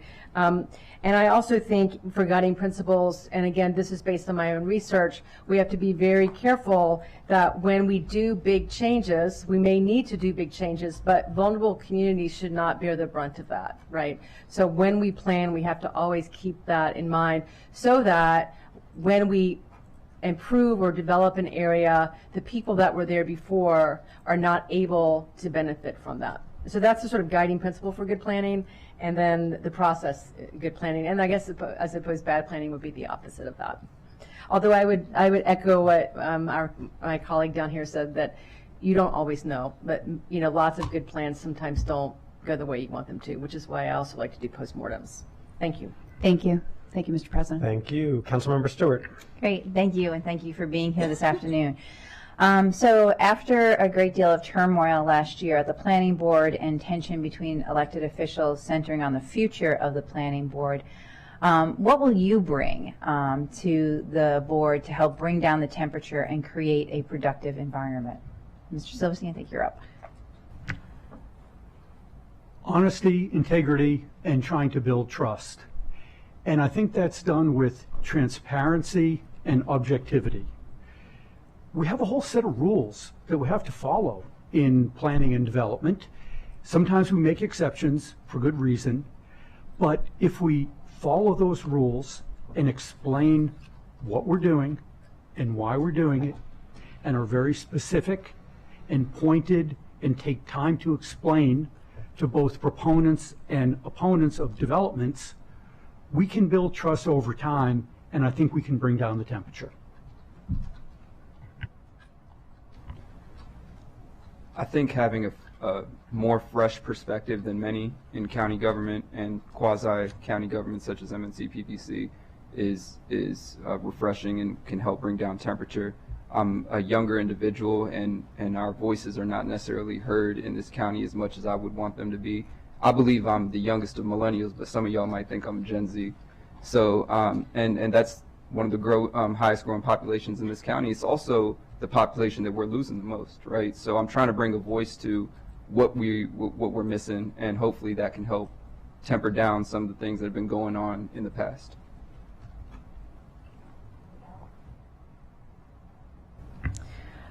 So I think with bringing down the temperature, I mean, one thing is just getting out in the community, and this is something I love to do. Like, I like qualitative research because I get to talk to people. So I like to do that, and I do think that's just something that in any government agency, it's good to do that. And I go back to where we are as a nation right now. We're very polarized. We have a lot of disinformation out there. So you can't just accept that people are going to accept that you have good faith and goodwill. You have to go out there and build that trust and show that trust. I also believe in ethical decision making, and I sort of define that as, am I making decisions for expediency versus am I doing this because I'm following the proper procedures and processes and I'm following the rules. And rules are there for a reason. Sometimes we all get annoyed at the rules, but the rules allow for consistency across the board. And I also like the idea of consensus and compromise. I mean, it's old-fashioned and it may seem a little naive, and sometimes I do think it's naive, but I do think also to the extent that we're making decisions about not only where we live in our lives, but where other people live, we do need to be willing to try to build consensus ideas and compromise when we have to.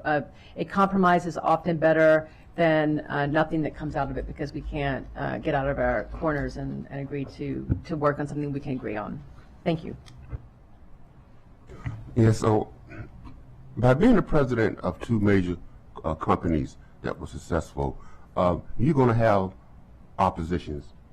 And what happened to parking planning, I don't know, but I know it was something that, happened between people.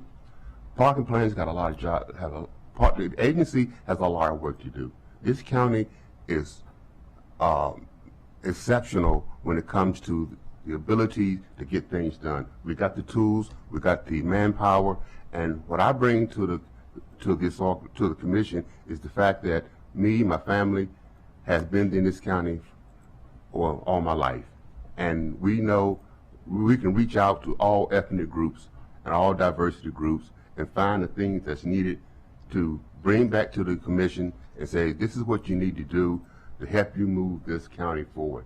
That's what this is about, is moving this county forward. You got to get people on the board that's ready to come together.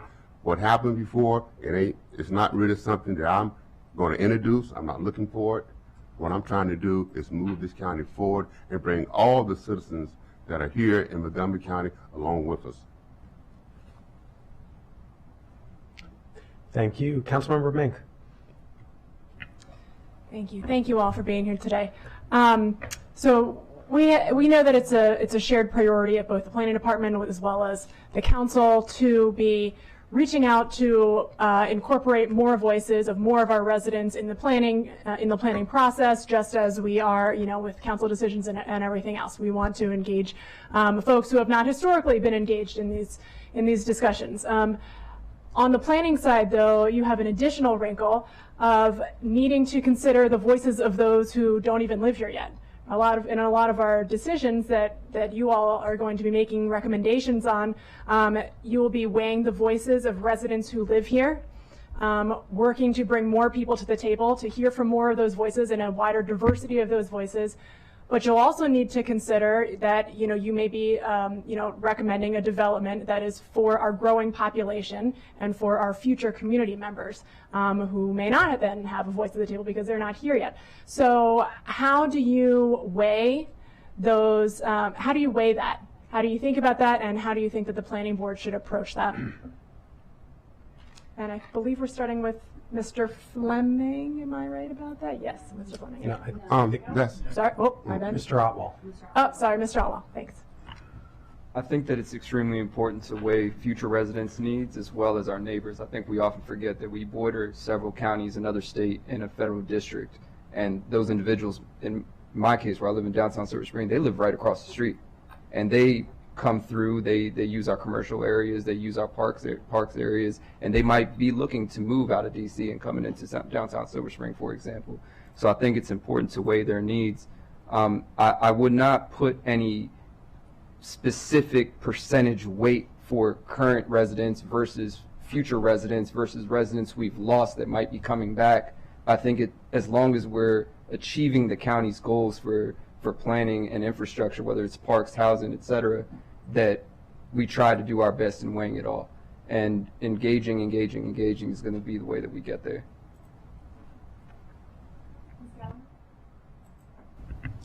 So I think one thing we can do is look at population trends, right? Like what has happened in Montgomery County over the last 50 years has become more diverse. There are more immigrants, but we don't have a lot of young people, right? And so I think what we have to do is think about what our sort of demographic looks like now and what larger trends suggest it might be in the future. And then we need to think about, for example, what does a young family in their early 20s or in their early 30s need? What do they need in the county? What does a new immigrant family coming in, perhaps, they're coming here and they're seeking refugee asylum, or maybe they're moving from nearby PG County. What do they need to make it success? What can we do to make them a motor for the middle class? We also have to think about renters. I think the larger our community gets, the more people we are going to have who are going to want to rent because they're not necessarily moving here because it's a bedroom community, because it's no longer really only a bedroom community. So what can we do to address those people? I think also in terms of engagement, I mean, one of the ways you build trust not only is to come back over and over and over again, but that you work with trusted partners and organizations in the community. So if you're talking to immigrant communities, working with CASA, for example, or if you're working with Ethiopian communities, you make sure you have Amharic speakers coming with you every time. You figure out who the people are in the area, the trusted people are in the neighborhood and that you're talking with or dealing with, and you bring them on board to try to understand the community. And I also find that from my own research, the first time you go in and ask people questions, they're guarded and they often will tell you what they think you want to hear and not what you need to hear. So they'll get to that point, but you have to go back over and over again for them to have the trust to tell you what they really want to tell you. Thank you. Yes, that question you asked is very important. I'll be honest with you, I don't have a real answer because I witnessed 10 years ago when the Open Space Commission from Park and Planning, they forecast that in 2030 that Montgomery County it's going to be one of the richest counties in America, and certain ethnic groups will decrease, while other ethnic groups will increase. And I've seen it happen. I've seen it happen in Lincoln Park. I've seen it happen in Germantown. I've seen it happen in Gaithersburg. So what happened? How did this get away from us? Well, economics, being able to affordable housing, jobs. Now, Montgomery County, again, has some of the better jobs and the better way of living than any place I ever lived. Haven't lived in many places, but I visit through my travel. But if we have to find a way to make sure that affordable housing, jobs, economic improvements, that our ethnic groups of people can all establish themselves and be able to maintain this lifestyle that we have here in Montgomery County. This is not this county here is it's a dynamic county, and keeping our seniors here, keeping our less fortunate people here, growing, keeping the education system to where we want it. It's a on-time job, 24 hours a day. So yes, we all gonna have to get down and look at what happened in the past and learn how this won't happen in the future. The balance between those who live here and those who will live here will be ever-changing.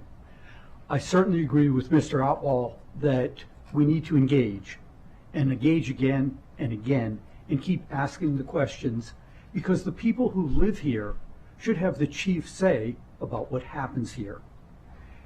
Through the election of new county councils and new planning boards, we can keep the pulse on what the residents want. We want to help them plan for the future to make sure they don't drive off an unsuspecting cliff. But we need to do what the people who live here want to do. And we just have to make sure we understand what that is. Thank you. Thank you. Councilmember Sales. Thank you, Mr. President. So thank you all for applying to the vacancy. My question is general with regard to the economic competitiveness of Montgomery County in the region, and what role will you play as a member of the planning board in ensuring that economic competitiveness is a priority now and in the future, and also done in an equitable way, because we know, as we've heard from your responses, the disinvestment in some parts of our community and across the region. Montgomery County, when I moved here almost 2 decades ago, we were the top area with Fortune 500 companies, and now we're struggling to find resources to fund our school system. And so I want to hear how you see the institution of the planning board, your role on the planning board as ensuring the county's economic competitiveness in the future. And I believe we're starting with Ms. Gallagher. Thank you. Well, I think one thing that all employers need is employees who can afford to live near where they work. I mean, again, I don't mean that everyone's going to walk to work, but I think we need to build housing for low-income families, workforce housing, middle-income family housing, and I'm sure some luxury housing as well. But we need housing. We need for people to want to come here, and for businesses to know if they come here, they have people that are nearby, that you have the workforce you need right there. You don't have to try to search outside of the area. Also, and again, I may be biased, but I would love to see us tie the planning to local higher ed institutions. So I'm in a higher ed institution context, American University in Washington, D.C., but I think that tying our efforts for planning with our Maryland colleges and universities would be really, and again, I'm not going to be able to go into specifics here because it would depend on what we're looking at, what it would look like, but being able to tie our planning to saying, okay, what can our colleges and universities, what can Montgomery College, for example, which has campuses across the county, what can we do there that would attract new businesses or new development? So if we want to think about cybersecurity, for example, can we find a way to incentivize Montgomery County to offer more classes or more things in that particular field? And again, that's just an example, but trying to leverage those relationships. Because one thing I think still holds true for Montgomery County, people come here for the schools, and they don't just they come to Montgomery County for the public schools, and then they come to Maryland for the schools. So leveraging that, I think, would be to our advantage. Thank you. One of the things that to help with the economic, Montgomery County now has an economic, their own economic department that has been, that's kind of set aside to all the other agencies here. Our procurement processes here in Montgomery County has to be looked into. The procurement versus the nonprofit funding that can come through this county that could help out the small businesses and even the large businesses that are now here would be a great help. As you said, Council Sales, that you know, you first came here, we're now looking for, try to get money to support our everyday life.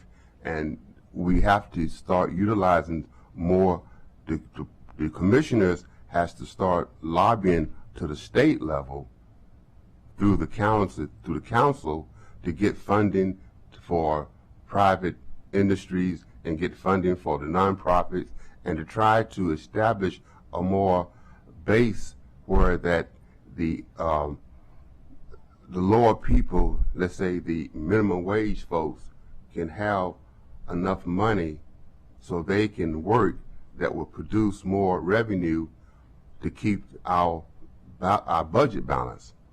So one of the things I looked at, and we look at, is the fact that, you know, the procurement, the nonprofit, the economic practices that we are now using, we're going to have to innovate these processes in order to stay on target on our goals.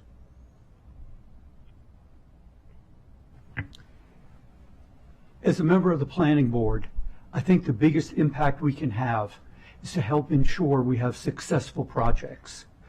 Successful projects drive competitive economics. Successful housing projects attract people to live in them. Successful commercial developments attract businesses and commerce. This drives the economic engine. The rising tide raises all boats. All members of the county benefit. And as a planning board member, I think that's exactly what we need to do. Ensure projects that come before us are as successful as possible. Suggest amendments if necessary to make sure that they are so. I think number one is housing and helping spur housing at all income levels, especially at middle income and lower income. If you look around the region, a lot of individuals who are in that middle income are starting to go out to Northern Virginia. And what is it that Northern Virginia is doing? They're building high density housing. They have really great transit infrastructure. It's fairly safe, pedestrian and bicyclist wise. Obviously there could be improvements in any region, but I think that we need to start tackling some of those issues here in the county. In our commercial districts, we should be able to make sure that somebody that's coming to visit feels safe when they're actually there. In terms of larger economic development, I think that if we can tackle the infrastructure needs, that larger economic development will follow. I really like the idea about higher education and tying that in. I wrote in this questionnaire that's related to this whole process that I filled out about the MCPS, MC-USG pathway, and all the students we have in the county that are graduating in this county, getting a degree in this county, that can't even afford to be in the county. Right, and if they can't afford to be in the county, they're starting to leave and they're starting to go to other areas that just happen to be more economically competitive. We also have to look at what are we doing as a whole in tackling housing. I know that as a planner, obviously, I love high density housing. I love housing in the downtowns. I love commercialization in the downtown urbanization. But we also have to remember that a lot of people like my parents who came to this country, their goal was to get a home. And if they can't get the home in the county, they're starting to go out to Frederick. Some people even going out to West Virginia. People are going out past Howard, etc. And how can we keep those individuals here? Because as their families start to grow, as they start to build their generational wealth, that wealth is leaving with them. How do we keep that here in the county? Thank you. Next, Councilmember Balcom. Yes, hold on one second. Sorry. Thank you. So, of course, we live in a wonderfully diverse community, including geographically. We have urban, suburban, and a significant rural population in our ag reserve. And our general plan is intended to uncover the entire county. So I have two related questions. How do we implement Thrive 2050 in our outer suburbs and rural areas? And related to that would be, what are your views on the balance of transit and roads in the outer, the outside of the urban core? Thank you. And I think we'll start with Ms. Gallagher, I think. Is that? Mr. Fleming. Oh, I'm sorry, Mr. Fleming. Well, we have looked at the transportation and the way that we can get around Montgomery County from east side to west side. And one of the things that I envisioned was the dual, putting in more busing from that would allow transit system to go from one end of the county back to another. The other one was the effect of the 495, 270, that corridor, and being able to implement more lanes. That we start thinking about, okay, now we got more traffic, and it's bad enough of traffic on 270, the way things are now. But I do feel that more busing and for busing lanes for the county would be the ideal solution. Thank you. Mr. Silverstein?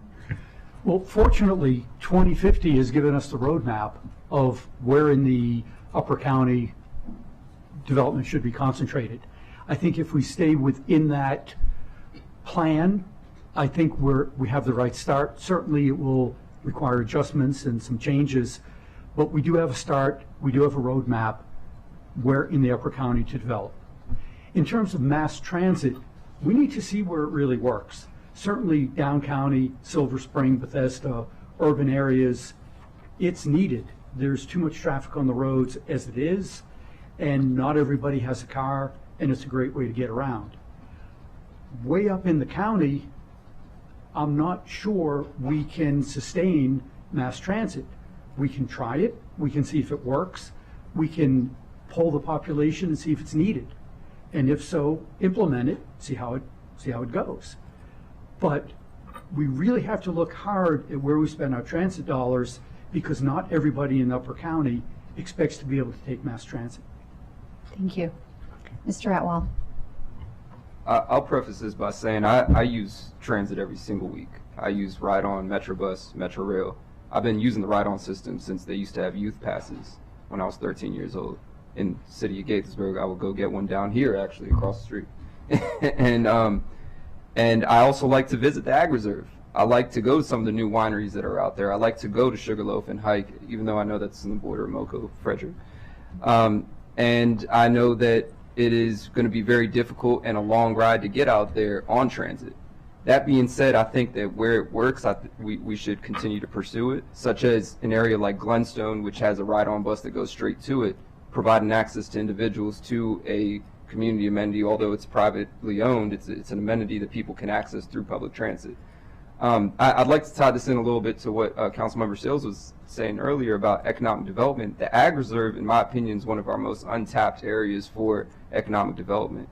I don't know the specifics of how this would work, but I don't see why we can't compete with the Blue Ridge Mountains of Virginia in their wine country. We don't need to physically change what the Ag Reserve looks like. We can keep the Ag Reserve, but we can really hone in on what type of economic development initiatives could occur in the Ag Reserve. Maybe people come out here, visit 5-6 wineries, and they're lodging up in Boyd's or something like that somewhere, and try to figure out how do we meet the infrastructure needs for that. But in terms of transit specifically, I think we should specifically look at where it works. And the last point is, I know that we have a general plan for the county, and I know that there are a lot of great things in there and a lot of contentious things in there. But my personal opinion is we should spend a lot more time and money focusing on master plans and community plans and the needs of smaller communities and how they connect to the communities around them and the business centers around them, rather than spending so much time on a general plan that is very general. You can't say every Montgomery County resident is the same, so how can we say every community is the same? Thank you. Ms. Gallagher?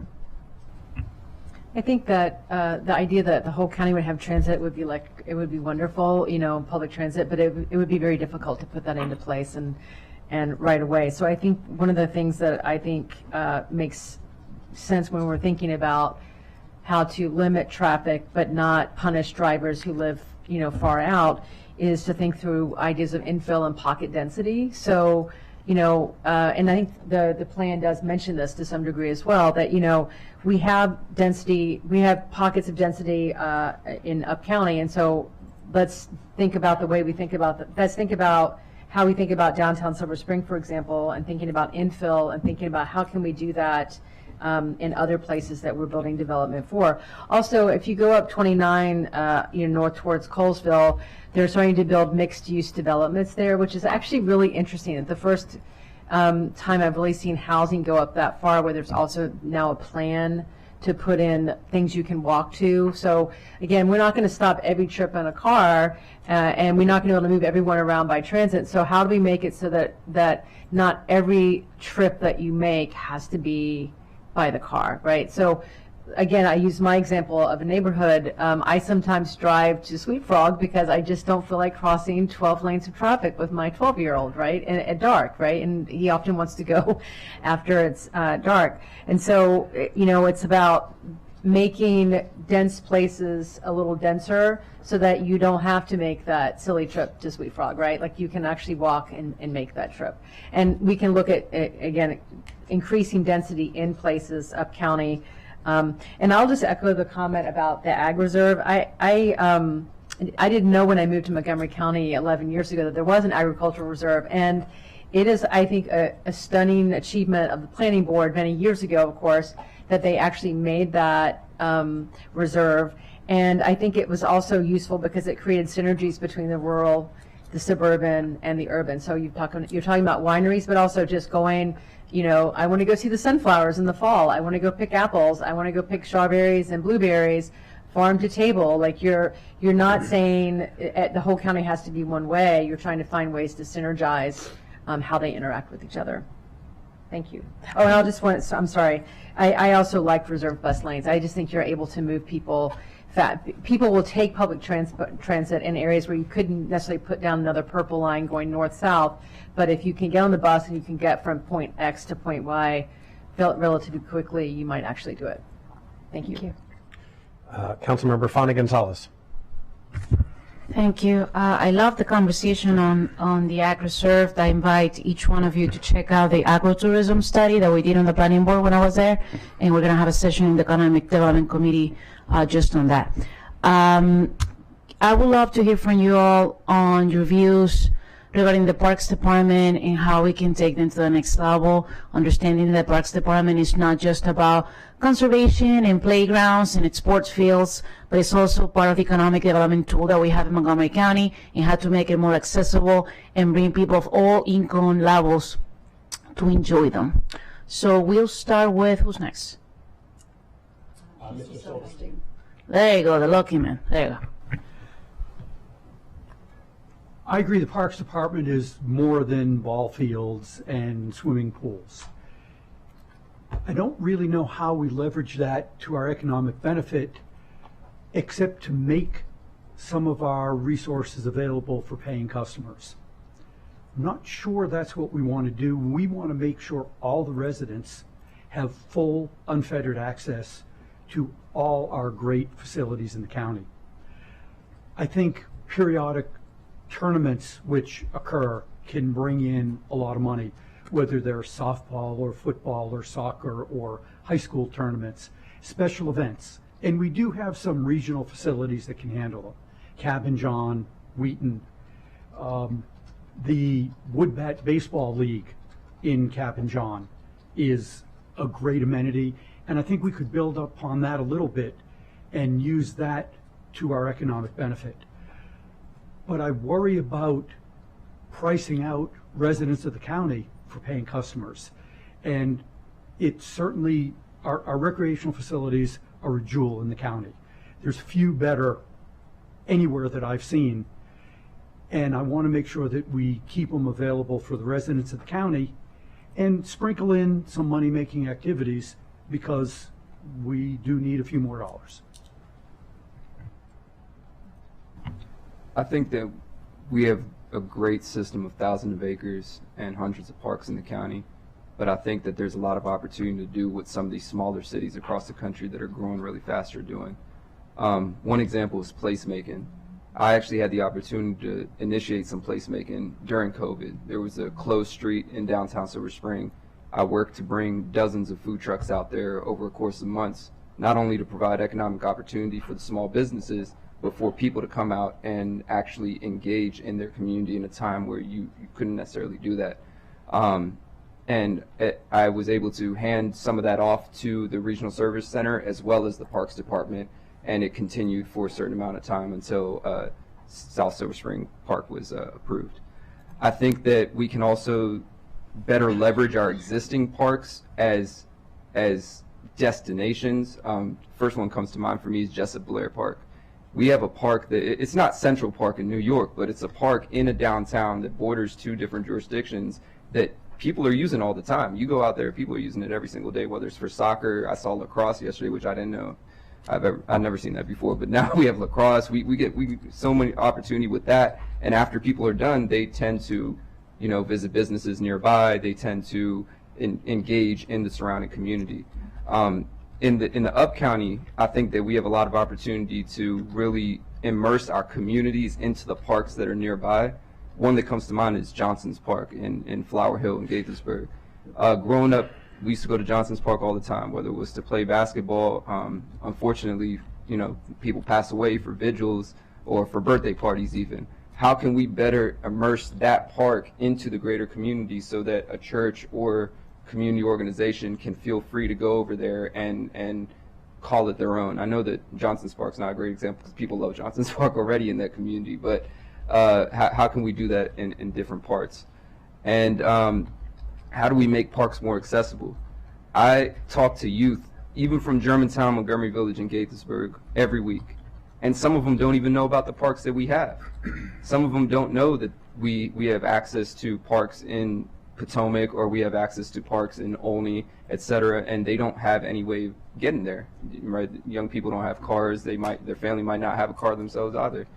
And finally, I think that we can really look at some of these examples out of a city like Denver. They have a riverfront park, which has really become a destination for Denver. We don't necessarily have a riverfront park that we can create because of C&O Canal being national park system, et cetera, but we can look at these best practices and figure out what to do. I hate to keep going back to higher ed, but I mean, I guess I'm sort of obligated to, but I would love to see our parks work with local schools, not just high schools and middle schools, but colleges, and think of our park system, because it is bountiful and large, and including the agricultural reserve, which I know is separate, but thinking about this and thinking, what can we do inside of our parks that can allow people to study the issues that our parks themselves are facing: invasive species, plants and animals, climate change, which is changing the durability and resilience of particular flora and fauna that we have here now, and letting our students of all ages and backgrounds come in and find ways to make use of our parks for research that helps the county. I also love, and this is a completely different sort of idea, which is one way to make the parks more usable is to make them actually more usable.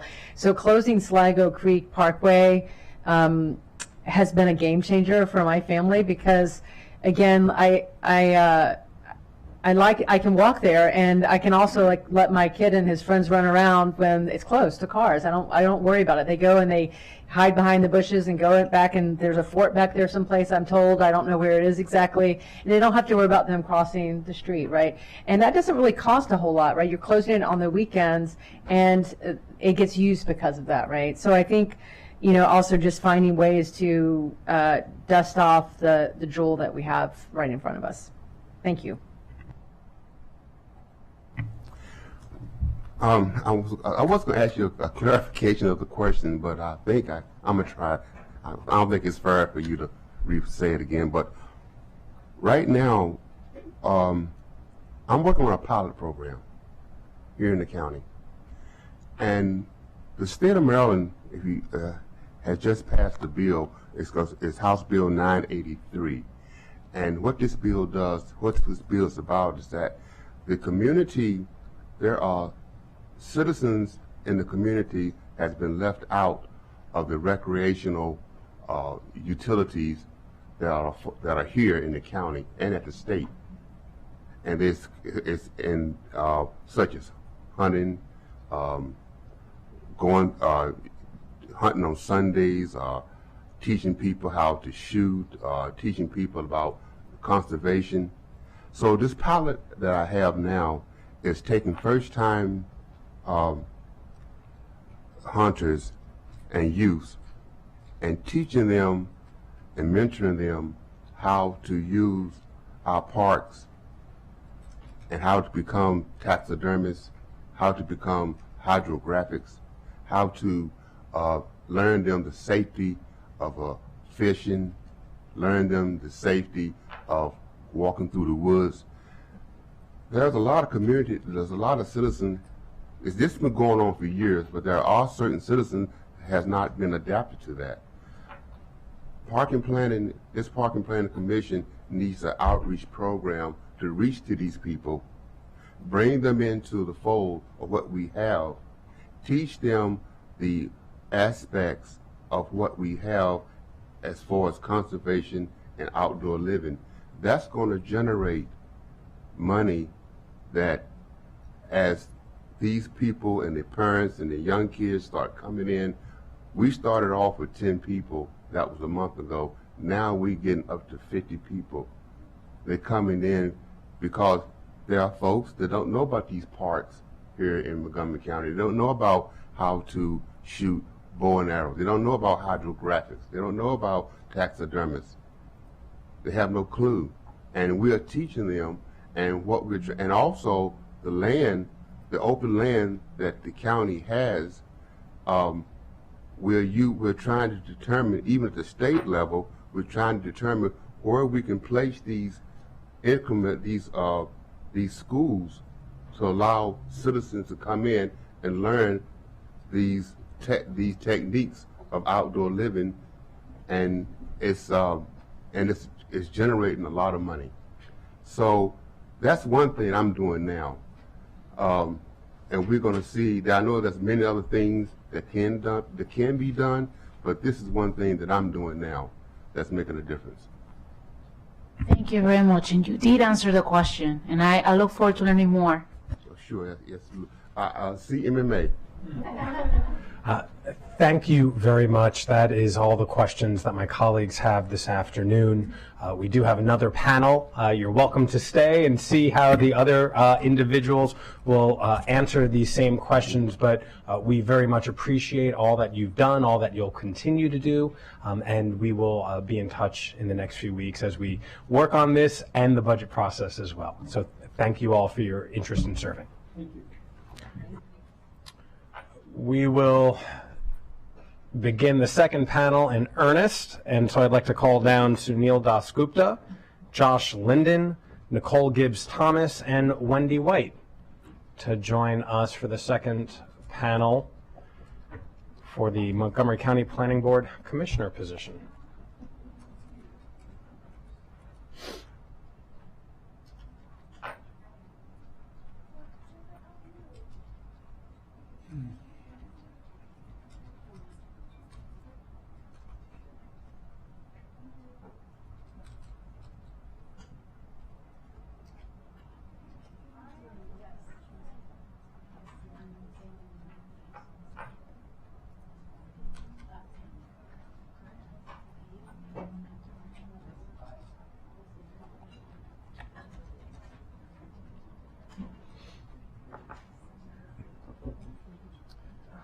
Okay, welcome everybody.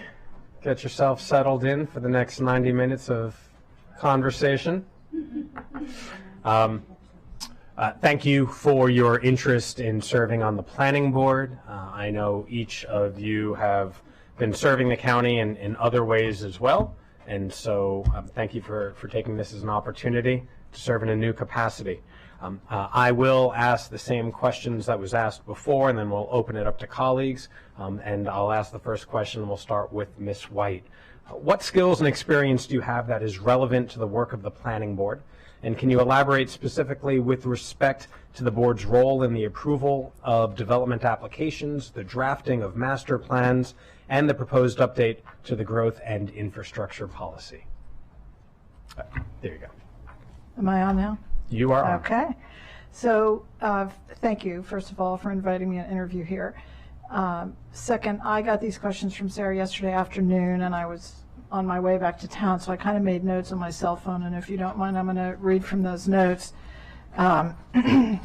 So what are my relevant skills and experience?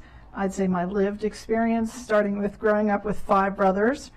I was the only girl, from which I learned to negotiate from a position of powerlessness and nevertheless persuade. Then I grew up in Miami during the Cuban refugee crisis, and from that I learned the benefits of learning a second language as part of the everyday school curriculum and the value of being with kids who are different from who you are. I attended a large public high school. My graduating class was over 1,000. During the days of forced busing, race riots in schools, and stabbings in the hallways, no one carried guns back then, thankfully. From which I learned fear and how important it is to feel safe in school. Then having twins in my late 30s, from which I learned patience and endurance, and how to talk about fairness and not letting the unfairness of the world defeat you. Then I learned from a failed marriage to a perfect checklist husband that checklists don't always work, particularly when you've got the wrong criteria. That marriage was followed, by the way, by marriage to a man who was the wrong age, wrong religion, wrong socioeconomic background, wrong political persuasion, and after 37 years, we're still married. I'm a Montgomery County resident. I have been since 1998, so 25 years. We chose to raise our kids here. I do have strong board experience, but I am not politically connected, as you all know, because none of you know me. You've probably never heard of me. I know no one, and I owe no one anything. I've been a commercial real estate lawyer with an MFA in poetry writing, by the way, for 42 years, since 1981.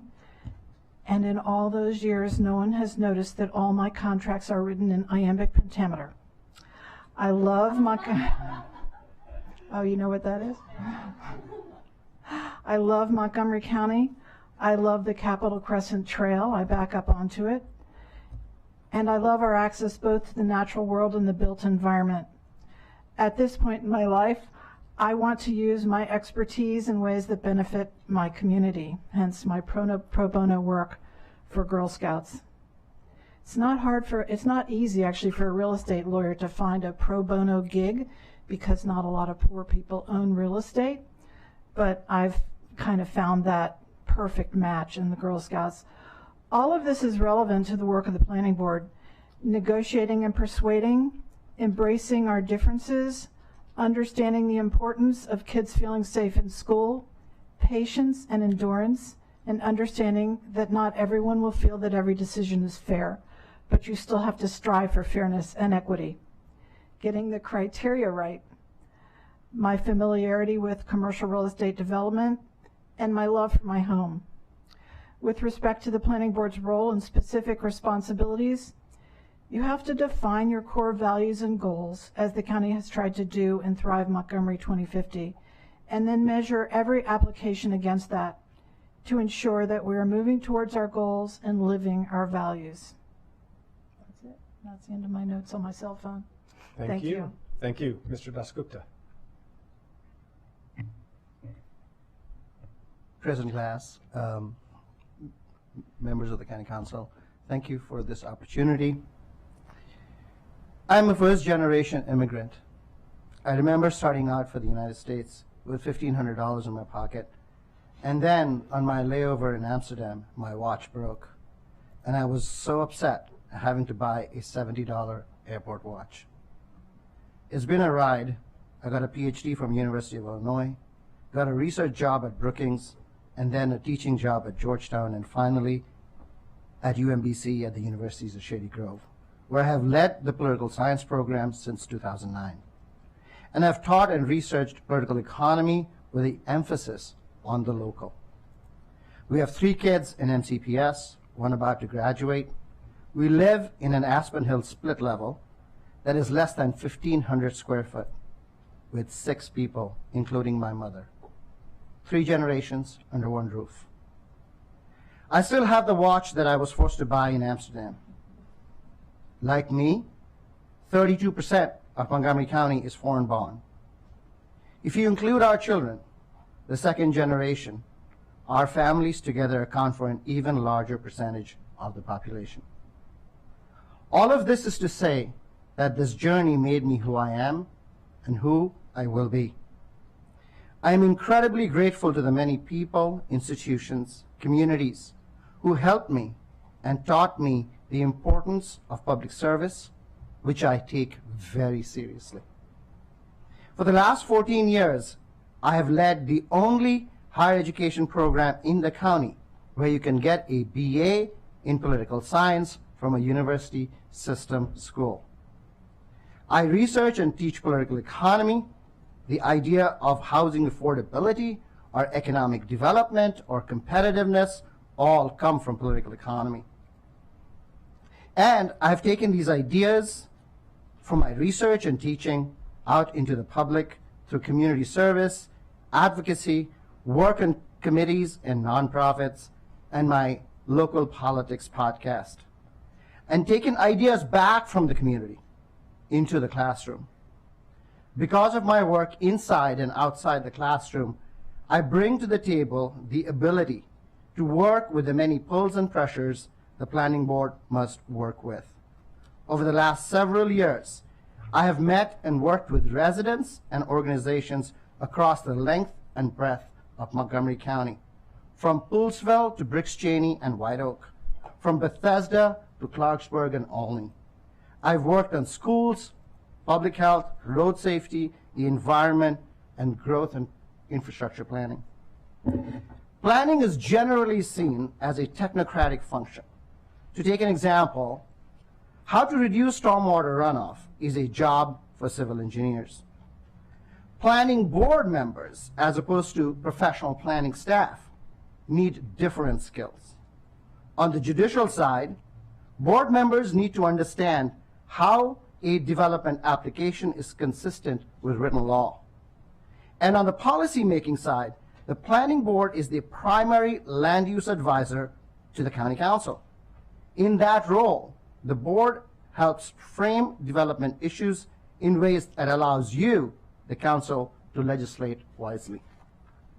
So from my perspective, it is important that the planning board work together with each other and work through the board and the board chair and the planning director with the professionals in the department, and to work with council and council staff and the executive office and executive agencies and utility providers. That seems to be a very different set of skills than technocratic planning alone. And I bring with me the experience and the intersectionality necessary to do this. Lastly, I have demonstrated the ability to have meaningful and forthright public conversations, even with those that disagree with me. This is a skill I believe that has become increasingly necessary as demands for transparency and engagement and trust building in the planning board have grown. Thank you. Ms. Thomas. Thank you, President Glass, Vice President Friedson, and council members for the invitation to interview for the role of part-time commissioner for the Montgomery County Planning Board of the Maryland National Capital Park and Planning Commission. I am pleased to share some of the useful knowledge, skills, and abilities gained from my diverse experiences and work in public service, as well as my experience living and working in Montgomery County. With respect to the board's role in the approval of development applications, the drafting of master plans, and the proposed update to the growth and infrastructure policy, my knowledge, skills, and abilities include knowledge of the mission and work of the Maryland National Capital Park and Planning Commission, knowledge of the rules of procedure of the Montgomery County Planning Board, knowledge of the Board of Appeals and zoning ordinance, skills in soliciting and synthesizing feedback from experts and the public to inform decision-making, the ability to make substantive contributions to discussions on changes to the zoning ordinance, the ability to make thoughtful contributions to discussions on recommendations to the Board of Appeals, the ability to carefully review applications for special exceptions and variances, the ability to solicit and synthesize feedback on planning implications of capital facilities and programs from diverse groups in the public, elected officials, and subject matter experts for consideration. The ability to carefully review park plans. I served as a part-time faculty member teaching undergraduate statistics courses for the Department of Mathematics and Statistics at American University, and teaching statistics and data analysis to graduate students studying economics, policy, and international relations at Johns Hopkins University. I am a people person and a numbers person. I love research and statistics. I am an organizational psychologist, and I live and work in Montgomery County. My work experience as an organizational psychologist includes service in public transportation, research science, and higher education. With respect to public transportation, I worked at Amtrak. At Amtrak, I served as a senior revenue and capacity analyst. Prior to and following my work at Amtrak, I worked in the area of research science, serving as a research scientist, senior research scientist, and more recently as a principal research scientist. Today, I serve as a faculty member at Montgomery College, providing instruction and training for the Department of Education and Psychology. I am strongly committed to public service and serving my community. My public service includes serving as a volunteer mediator for the Maryland Office of the Attorney General. I also served a 4-year term as a part-time commissioner on the Montgomery County Charter Review Commission from 2019 to 2022. I discussed proposed charter text amendments with commissioners, resulting in recommendations to you, our county council, as commissioner. I researched charter issues raised by the county executive, county council, other government officials, and the public as commissioner, in fact, authoring a study that was included in one of the reports. I evaluated charter issues raised by the county executive and county council. I made substantive contributions to commission reports prepared for and submitted to you, our county council. It would be an honor and privilege to continue my service to the community and the county council as a part-time commissioner for the planning board. Thank you. Thank you. And Mr. Linden.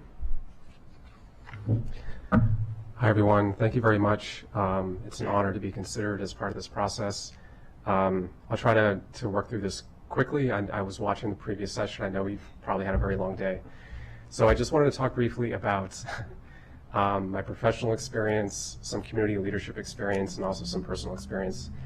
Professionally, I currently work as a planner. I don't do it locally. I actually work remotely for a firm that's based in the Seattle region. So through that, I've worked on a variety of things that we consider here in the county.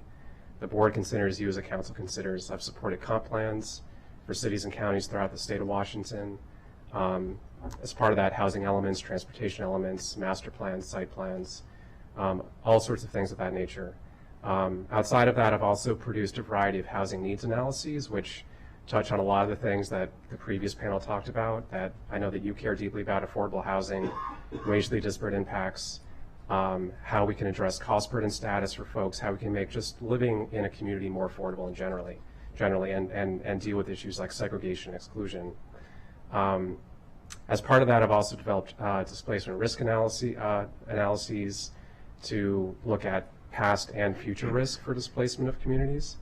And on the transportation side, I've also produced vehicle miles traveled reduction report strategies, both for the state of Washington and for communities throughout the state. The state of Washington is about to put forward targets for communities to reduce VMT. And so we produced a report about a methodology that they can consider using to monitor VMT over time, and also strategies for communities of all different sorts, rural, suburban, urban, different kinds of urban, that they can implement to try to reduce VMT in their communities. On the community leadership side, I am a somewhat recent arrival to Montgomery County. Previously, I was in Oregon, where my wife was in med school for 4 years. Prior to that, I did spend 10 years in the DC area, and for most of that time, I worked in Bethesda. Before we moved to Oregon, I served on a couple of different community groups and representation bodies, including, while I was living in DC, Advisory Neighborhood Commission, the Transportation Committee, representing my community there, advocating for safer streets, trying to understand community needs, trying to collaborate, and trying to figure out how we can kind of liaise between community and decision makers like a council body like this. While I was living there, I also served as the representative to the TPB, the Transportation Planning Board Citizen Advisory Council, while they were going through the long-range planning update for Visualize 2045. So as a representative of, in that case, the entire DC city, which was admittedly impossible, it was an enormous responsibility to try to reflect back to the TPB, reflect back to decision makers, all the various interests that I was attempting to gather through engaging with my neighbors and communities and understanding the long-term goals that we all share, but also the specific ways that those goals and needs impact our own lives. So very quickly, the final thing that I'll note is personally, I am a recent arrival, as I mentioned. I do rent. I have a 1-year-old daughter, and we want to make this our home. So although we've bounced around for a few years due to my wife's medical school, and now she has a residence in Montgomery County, we're hoping to establish roots. But we're a 1-car household. We're a relatively young family. We're in a situation where we're close to transit, but not close enough to make it always convenient. And yet transit is the way that we often need to get around. Transit, walk, bike when possible. I like to take my daughter on more biking trips when she's old enough. I'd like to take her to school walking. I'd like to do all these things that don't involve getting in a car. Meanwhile, we're renting. Meanwhile, we have these other costs.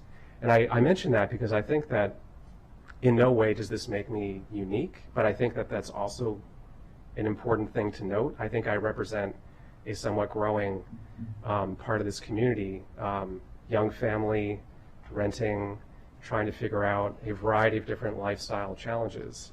And meanwhile, trying to connect with community, trying to establish a sense of the community that we want. So I think I'll leave it there for now, and I'll just say again, thank you for your consideration. Thank you. We're going to go on to the second question, and we'll start with Mr. Dasgupta. What are the most critical issues you believe the board needs to address in the next few years? And turn your microphone on, sir. There you go. Substantively, the most important issue is how to bring to life Thrive 2050 in a meaningful way that improves the lives of all Montgomery County residents. There will be master plans and sector plans and park plans and the new growth infrastructure policy. These efforts cannot get bogged down by indecision, nor can these efforts become vulnerable to criticisms about their legitimacy. I don't need to tell you about trade-offs. You live it every day. The planning board lives it too. The board's ability to manage these trade-offs will determine whether it succeeds in realizing the goals the council has set with the approval of the general plan last year. In doing so, I believe we will encourage economic competitiveness and grow the tax base while improving the quality of life of county residents, protecting our environment, saving forest cover, reducing stormwater runoff, and heat islands. Procedurally, the planning board must work together with each other, with the planning department and through the planning director. There is a question of appointing a permanent director, and that is going to be super important. But also working with council and council staff, the executive office, the various departments permitting transportation, utility providers, WSSC, PEPCO, working with the planning board in Prince George's County, which together makes up the Maryland National Capital Parks and Planning Commission and the Metropolitan Washington Council of Governments. Third, it is going to be important for the planning board to rebuild trust and engage broadly. I see trust and engagement problems in two parts. First, there are people in the room who are getting to speak, but feel unheard. This is a problem that needs to be addressed and goes to the heart of what it means to have a representative democracy. There is also another engagement problem. There are many, many Montgomery County residents not in the room. Immigrants, racial minorities, less wealthy, renters, young people. How do we reach them? I'm a big fan of non-traditional outreach efforts, such as when Councilmember Fanny Gonzalez did bus interviews during the writing of the Veersmill Corridor Plan. More broadly, I think it is time for the Planning Board to invest in statistically valid random sampling surveys that ensure that we get a representative sample of the county itself. I believe parks and planning departments are beginning to do this. We should do this much, much more. Lastly, Montgomery Parks is a great asset and controls over 30,000 acres of parkland. They have embarked on a parallel plan to Thrive 2050 called the Parks Recreation Open Space Plan that emphasizes active use of parklands. There are coming improvements in the Washington Regional, Wheaton Regional Park and Long Branch would need to be brought to fruition. There are innovative uses of parks that we must consider: sports teams, concerts, outdoor education. I think those are the key parts, critical parts in the next 2 years. Thank you. Ms. Thomas. My perception is that there are 9 critical issues the Planning Board needs to address over the next 2 years, which are 1, and this is not in any particular order, securing an outstanding planning director; 2, creating positive perceptions of the Planning Board as an entity and the work of the Planning Board by engaging in more active listening with respect to citizens' concerns; 3, communicating to citizens our strong commitment to making decisions that benefit the entire county, including the working class, the middle class, seniors, members of the LGBT community, people of color, and individuals who live in urban, suburban, and rural communities. Making recommendations with respect to policies for new development costs that increase revenue for education is also a critical issue from my perspective.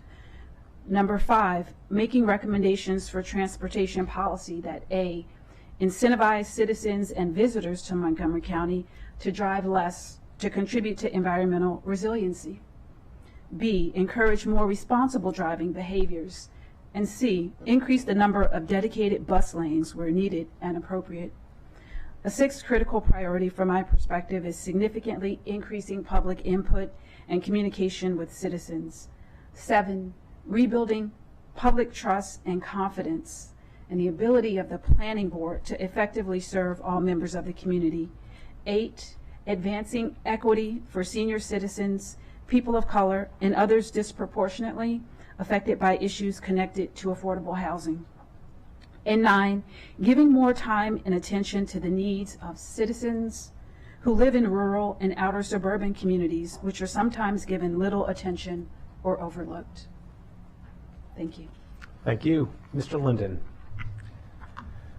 Thank you. I think in the near term, I see 2 kind of time-dependent needs. One is, as we've mentioned, implementing Thrive 2050. Another is hiring a planning director, and both of those seem to be urgent needs and ongoing needs.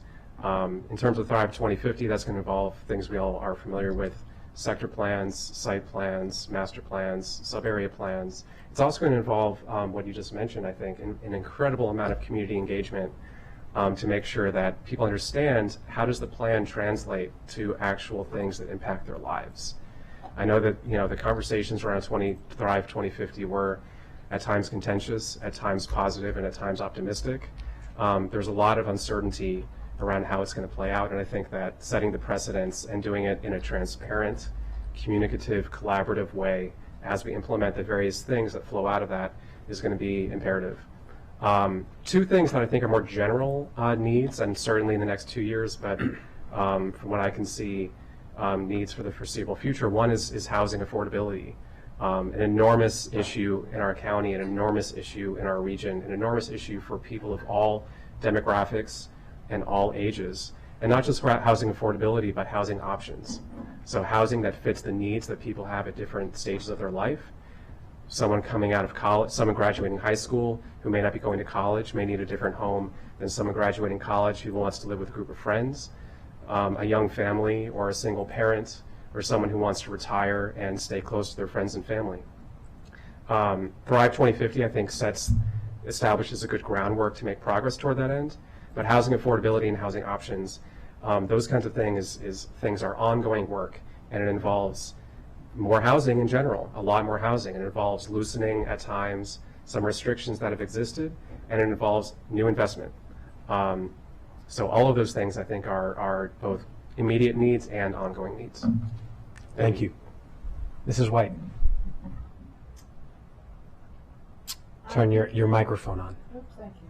There you go. Thanks. So I think everyone has mentioned trust as being critical, and I think that is the most critical issue, rebuilding trust of the community in what the planning board does, probably trust among the council members and the planning board commissioners as well.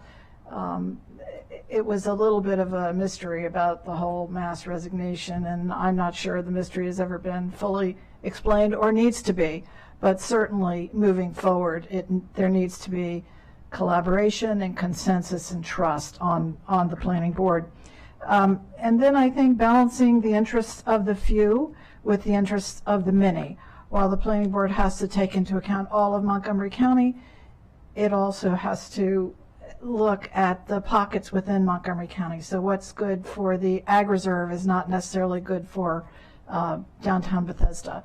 So, but always with the overall guidance of Montgomery, Strive 2050. So, thank you. Thank you. The next question will start with Ms. Thomas. If appointed, how would you position this role to work on racial equity and social justice issues? Thank you. Racial equity and social justice issues are a priority. As I mentioned with item 8, the 9 critical issues, advancing equity for senior citizens, people of color, and others disproportionately affected by issues connected to affordable housing is a critical issue the planning board needs to address. As a commissioner, I will give strong attention to communicating to citizens the commitment of the planning board to making decisions that benefit the entire county, including the working class, the middle class, again, seniors, members of the LGBT community, people of color, as well as individuals living in suburban and rural communities. As a commissioner seeking community input, resulting in the co-creation of recommendations and policies is needed to ensure that we arrive at adequate solutions for racial equity and social justice issues. That would be my personal priority. Thank you. Mr. Linden? Thanks. So I want to give a specific example of how this may play out in the context of a planning board decision. Part of my work involves producing PROS plans for different communities. And recently, they've started asking, I think, well overdue questions about access to parks, and not just access to parks in terms of the general population, but access to parks in terms of disparities for different race and ethnic groups, and also disparities in terms of people of all different ages and abilities. And so what we've had to do is, or what we've decided to do in collaboration with our clients, is create these analyses that try to capture what is the actual access to parks within, say, for example, a 15 to 20 minute walk, which accounts for all sorts of things that I think we deal with in our community here. Is there enough infrastructure? Are there sidewalks? Are there crosswalks? Does someone have to cross a road that's a high-speed corridor? And on and on and on. And then within these walk sheds, understanding what is the population that can access these parks, and is that different than the population of the city as a whole, of the county as a whole? And if there's a disparate impact, why? The question of why, I think, is really the important question. And it's one of the things that we've tried to answer as part of these planning exercises, really throughout the state and in different communities. If we recognize that there is a disparate impact, what is the reason? Trying to understand the reason why and the policy implications that flow out of that. And so as part of the planning board, all the plans, all the policies that we consider, that you consider, I think everything touches racial equity, whether or not it's explicit on the surface. And so I think as a member of the board, I would hope to work with staff to ask the same questions that have been asked of me as a professional planner. Are there racially disparate impacts associated with what this plan is discussing? If so, What are some of the reasons that we think that's the case? Is it due to past injustices? Is it due to present policies, whether or not they're explicitly or systemically racist or not? And try to collaboratively work through those challenges together as part of both the planning process, but also the policies that come out of that planning process. Thank you. Mrs. White.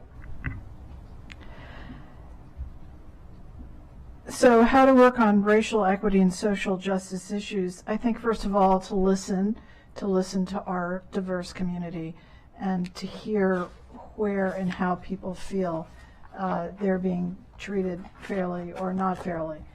In any decision, you have criteria and you have to weight the criteria. And for example, filling planning board seats, you have criteria. You want to cover bases of political party, gender, race, background, age, all those things. So in any decision that the planning board makes, they need to weight that issue of equity and social justice more heavily than some others, even though they're all important. The environment's important. But you have to weight your criteria even though they're all very important. And Mr. Dasgupta. If you've read Richard Rothstein or Isabel Wilkerson or Ta-Nehisi Coates with his groundbreaking essay on reparations, you'll recognize that the core of land use planning has to be about racial equity and social justice. There are long-term effects of redlining and housing segregation to undo. Housing affordability and transit are about racial equity and social justice. Reducing housing burden is a racial equity and social justice issue. Further, after going to tens of pedestrian death memorials over the last several years, road safety is a racial equity and social justice issue.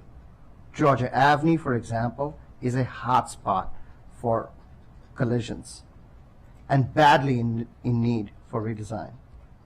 And then there is displacement. I did a story about a family in Liddensville. A part of their property was taken for the Purple Line, and they felt cheated because their property was undervalued. We've had concerns about displacement along the Purple Line for as long as the project has been around. A brand new report on the Purple Line displacement from the National Center for Smart Growth, Research and Education at the University of Maryland found that rent increases due to the Purple Line occurred as it was being planned, so early on in the process. Second, bigger units with 2 and 3 bedrooms within half a mile of Purple Line stations were the most affected. Now that we know this, it is possible to devise more effective public response to rent-driven displacement. I'd assume property owner displacement and business displacement would follow similar patterns. Thank you. Next question, we'll start with Mr. Linden, and this should be pretty straightforward. Do you have any limits on your availability to fully participate in planning board meetings? No, I do not. Thank you. Ms. White? No. I heard you. Mr. Dasgupta? No. And Ms. Thomas? No. Okay, and last question, we'll start with Ms. White, and this is last question for me. Are there any potential conflicts of interest of which we should be aware? Not really. I said I'm a real estate lawyer. I practiced for 42 years from the District of Columbia.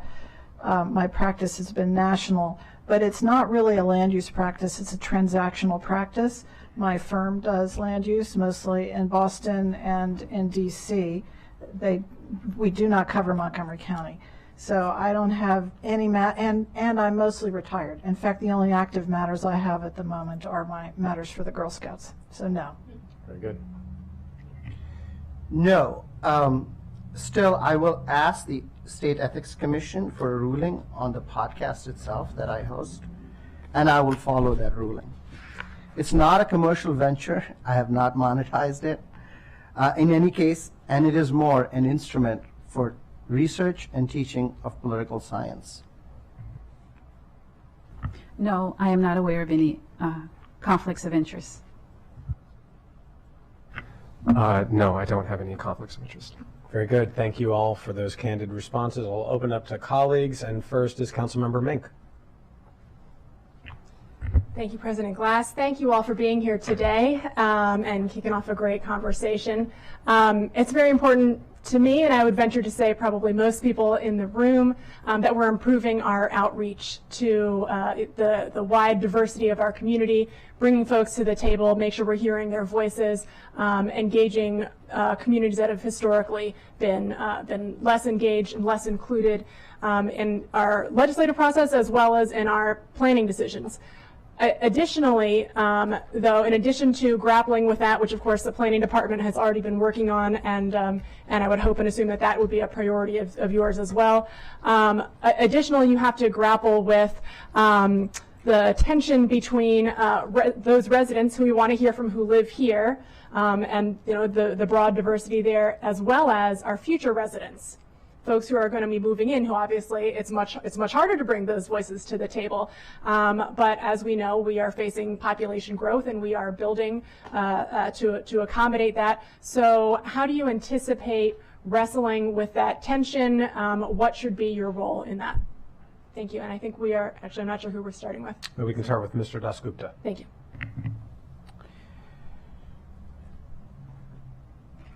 So this is an interesting question. I have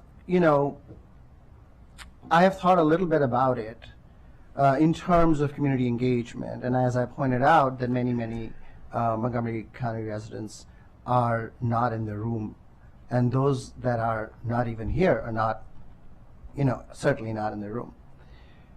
That's sort of my understanding of the problem. I would say another aspect of that, in my view, is actually how we take into account the needs of children who are not, directly visible, right? So whether it's the walk sheds for schools, or it is, I have said publicly about how we don't build free-to-use public infrastructure for teenagers. We build parks that lead them to the age of 12, and then we want them to disappear somewhere and reappear as well-formed adults at the age of 18 or whatever you prefer, right? And what do they do in between? There are sports. But there are thousands of kids that are not into organized sports. So we have to think about. I do think about it in those terms. Now, I think the other way that I think about your question is how we define public good. Is public good defined primarily by those that have the loudest voices? Or is public good also defined by those that are not present? And I think a way of actually tackling that problem, there are two ways to tackle the problem. One is to look at the research that looks at public good and that defines public good in various ways, and balance that with sort of the loudest voices.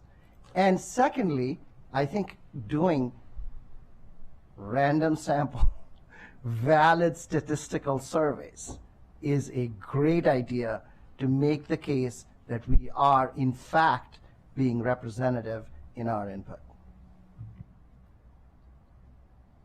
Thank you. I certainly love your focus on probability sampling design. I appreciate that.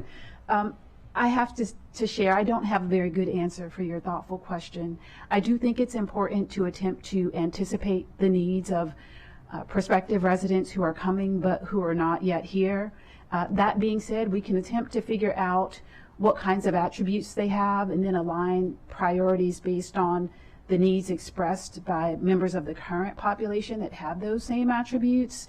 At the same time, for those residents who are here, I think we should get, they should get the majority of our attention and concern, given that they are present and functioning members of the community. But I certainly appreciate that it's important to focus on balancing the needs of those who are coming as well as those who are already here. Thank you. Yeah, thank you for the question. I feel slightly self-conscious answering this because I myself am a somewhat recent arrival in Montgomery County. Gesundheit. Thank you. I do think that in many ways, planning for prospective or future residents has the co-benefit of also helping the existing community in terms of planning for future growth, planning where we live in a region of tremendous mobility, and allowing folks to move here if they choose, listening to the questions from the previous panel around economic development, around services and infrastructure and just community vitality. I think that planning for future growth is one way that we can ensure we actually create that kind of community that we want to have, including all those different attributes. It certainly shouldn't happen at the exclusion of people who are here. In fact, I think we see throughout the history of planning in general, but certainly in this region when it has been done, it's been done with disastrous consequences. So I think we need to be mindful of that. And I think there are ways that we can focus on, just as an example, renter communities, low-income communities, communities of color, folks who have been here for a long time, multi-generational families, folks who want to stay here, and attend to their needs while we also recognize that a growing county, a growing community is a healthy community. And so I think it's a tough balance in a variety of senses. But I think it's one that we need to address head on, and we shouldn't be afraid to say that we need to plan for the future, because it also relates to urgent needs like climate change, other things that we know are here now and will impact future generations, and addressing it head on is needed. Maybe they need to turn down the air conditioning up there. So I don't think we can be all things to all people, and I think we ought to look at what we do well and do that better, even better. And people come to communities because it's a favorable environment, personally and from a business perspective and for families. So education, the environment, transportation, housing, services, and if we do those things well for our existing residents, we're going to attract new residents. I mean, my kids, one of them lives in Nashville because Nashville's cool, right? Why is it cool? Live, work, play environment. Her job is close. She takes her dog to work. She's got a great apartment downtown. She can walk to places to eat and recreate. And so Montgomery County is so wonderful in so many ways, and I think we need to look at how we're really good, continue to do that, be even better, and then make sure we're reaching more people. And that alone will attract new residents, new businesses to our county. Thank you. Thank you. Thank you. Councilmember Ludke. Thank you. So I asked a version of this question earlier to the prior panel and to the candidates for the position of chair. You certainly have many individual opinions that may exist related to development that you bring to the table. And you're going to have a lot of different ideas and projects that come before you as members of the planning board.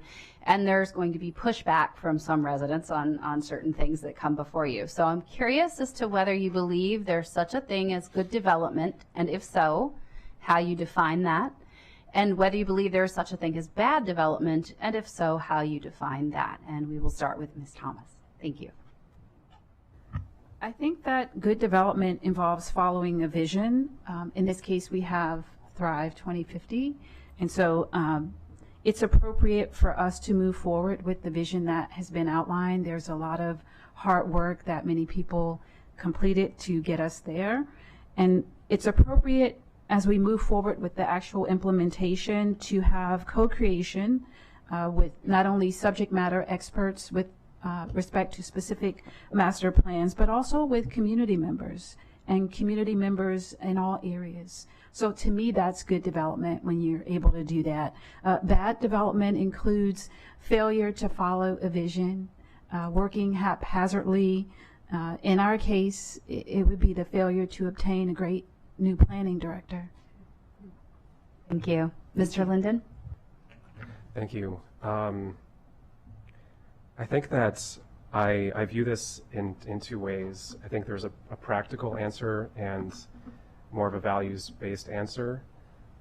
If we're talking about development specifically, I think in a practical sense, good development follows, the rules and goals and plans and sub-area plans and contributes to the goals expressed in those plans and follows a process that is forward-leaning with engaging with community about whether it serves its needs.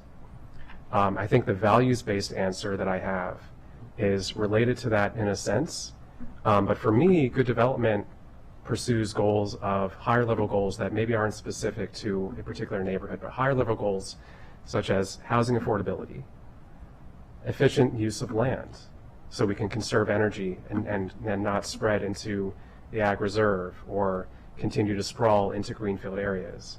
Good development contributes to walkable neighborhoods. Good development contributes to the ability to reach amenities that you need on a daily basis without having to get into a car. I think good development contributes to the sense of community. And that can mean a lot of different things to a lot of people, so I hesitate to sort of define that exactly, but people are community, and to the extent that development can bring more neighbors into our community in a way that's efficient, in a way that creates walkable spaces and places that we want to be in, to me, that constitutes not only good development, but what we should be striving for throughout our community. Thank you. Ms. White? So I'll say ditto to those two answers. Good development has, as Ms. Torres said, vision, or Mr. Linden said goals and values. And I think if you have that overall, I say core values and goals, then good development follows that and fits the specifics into the overall. Bad development, oh boy, do you know it when you see it. I mean, I hope nobody's from Houston, because I'm going to insult Houston right now. Houston has no zoning. You can build anything next to anything, anytime, anywhere. It's awful. It's bad development. We have Thrive 2050. We have the overall plan, and we just have to work the specifics into it. So. Thank you. Mr. Dasgupta? So I think you're all, again, asking about the definition of what public good is, right? That is, obviously development, for good development, is development that serves the public good. And bad development is development that does not serve the public good. And so the question arises, what then is public good? How do you define it? And Thrive 2050 provides a framework within which we can do that. We don't have to philosophize about that too much, thankfully. We can move forward with the general plan as it is laid out. I think the issue that emerges, the question that I think underlies it, is the extent to which we should consider community input.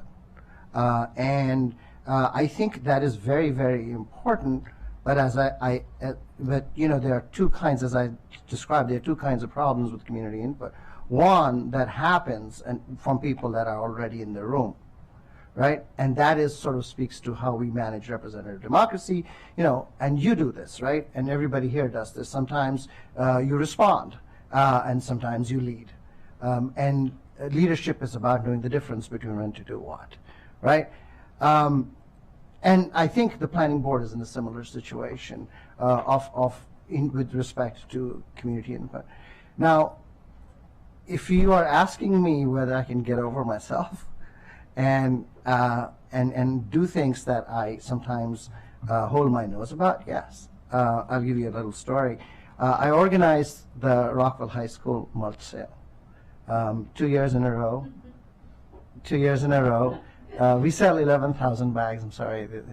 We move them all in less than 5 hours. It's a great event. This is the biggest fundraiser in the school community. I should be very proud of it, and I am. But do I sleep well that night? No. You know why? Because I've also produced 11,000 single-use plastic bags. That irks me. I hold my nose, but I do it. Why do I do it? Because I think it's important to the community. Now, I'll tell you this. My youngest is in 6th grade. I have 5 years to fix the problem, and I will. So yes, I do work for public good, even though sometimes I will hold my nose. Thank you, Mr. President. Thank you. Council Vice President Friedson. Thank you, Mr. President. Thanks to each of you. I've said it before, I'll say it again, we are very lucky in Montgomery County, and I love these exercises because we get to see just how much talent and engagement there is in Montgomery County of people who are willing to step up, and we have such a broad breadth of backgrounds and experiences and expertise, and you all reflect that so well. So thank you. Thank you, and I'm mad at you because you're going to make our job here difficult, as it often is. But my question is similar to what I asked earlier to both the chair and member panels. In your view, what role do you think the personal vision of individual planning board members and the planning board as a body play in the work of the board, the Park and Planning Commission, and the county's land use and transportation planning as a whole? And I think we're starting with Josh. Is that right? I think so. Sure. I'll kick this off.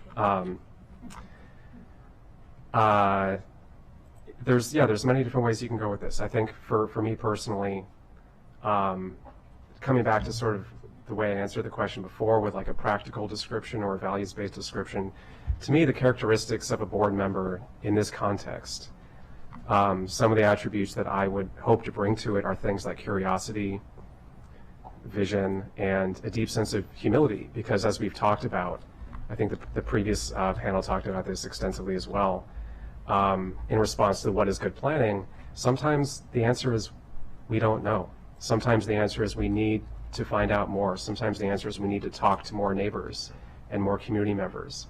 And so the humility to understand the limitations of what we think we know is a deeply important part, I think, of serving in a position of public trust. In terms of the curiosity piece, I think they go hand in hand.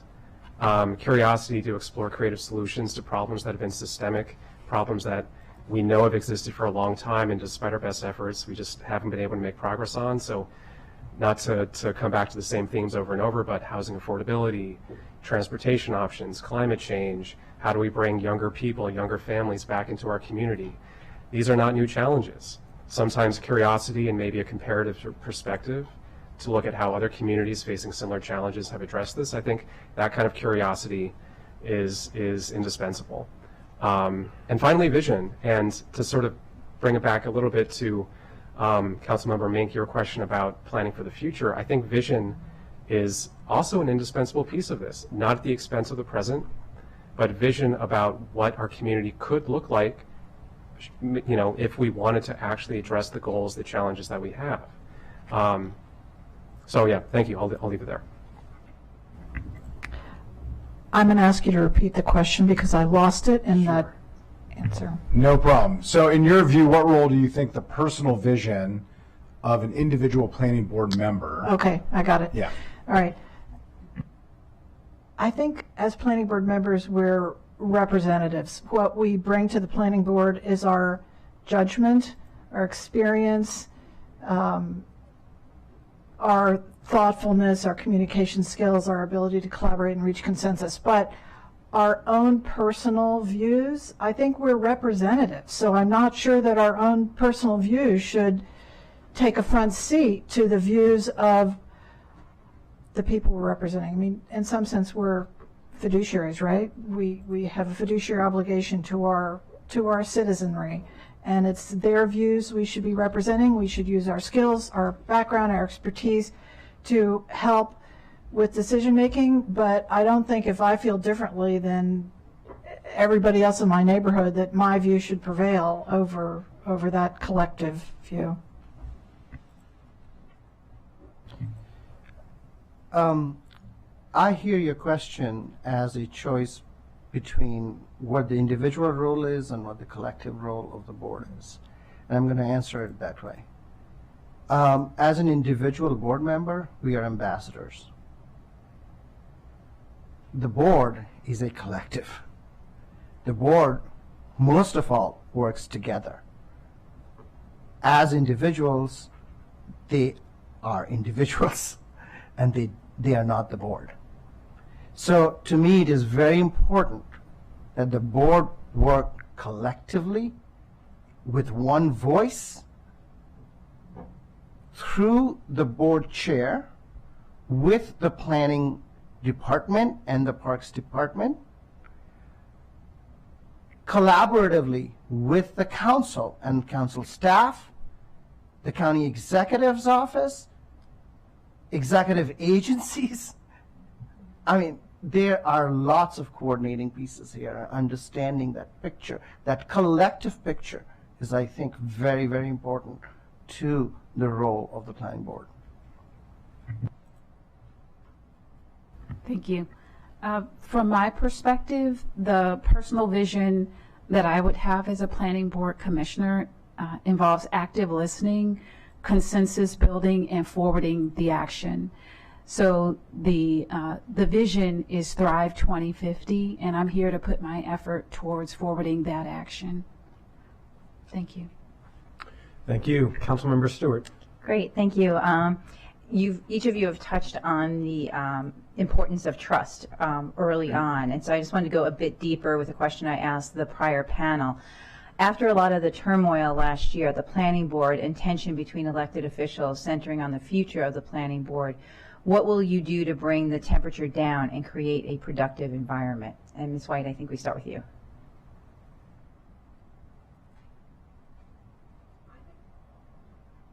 Thank you. I think much of the work of any board happens not once you're around a table, but behind the scenes. And that's where the consensus building will often happen. I've always felt, so I ride horses, and I feel like I learn a lot from animals in general.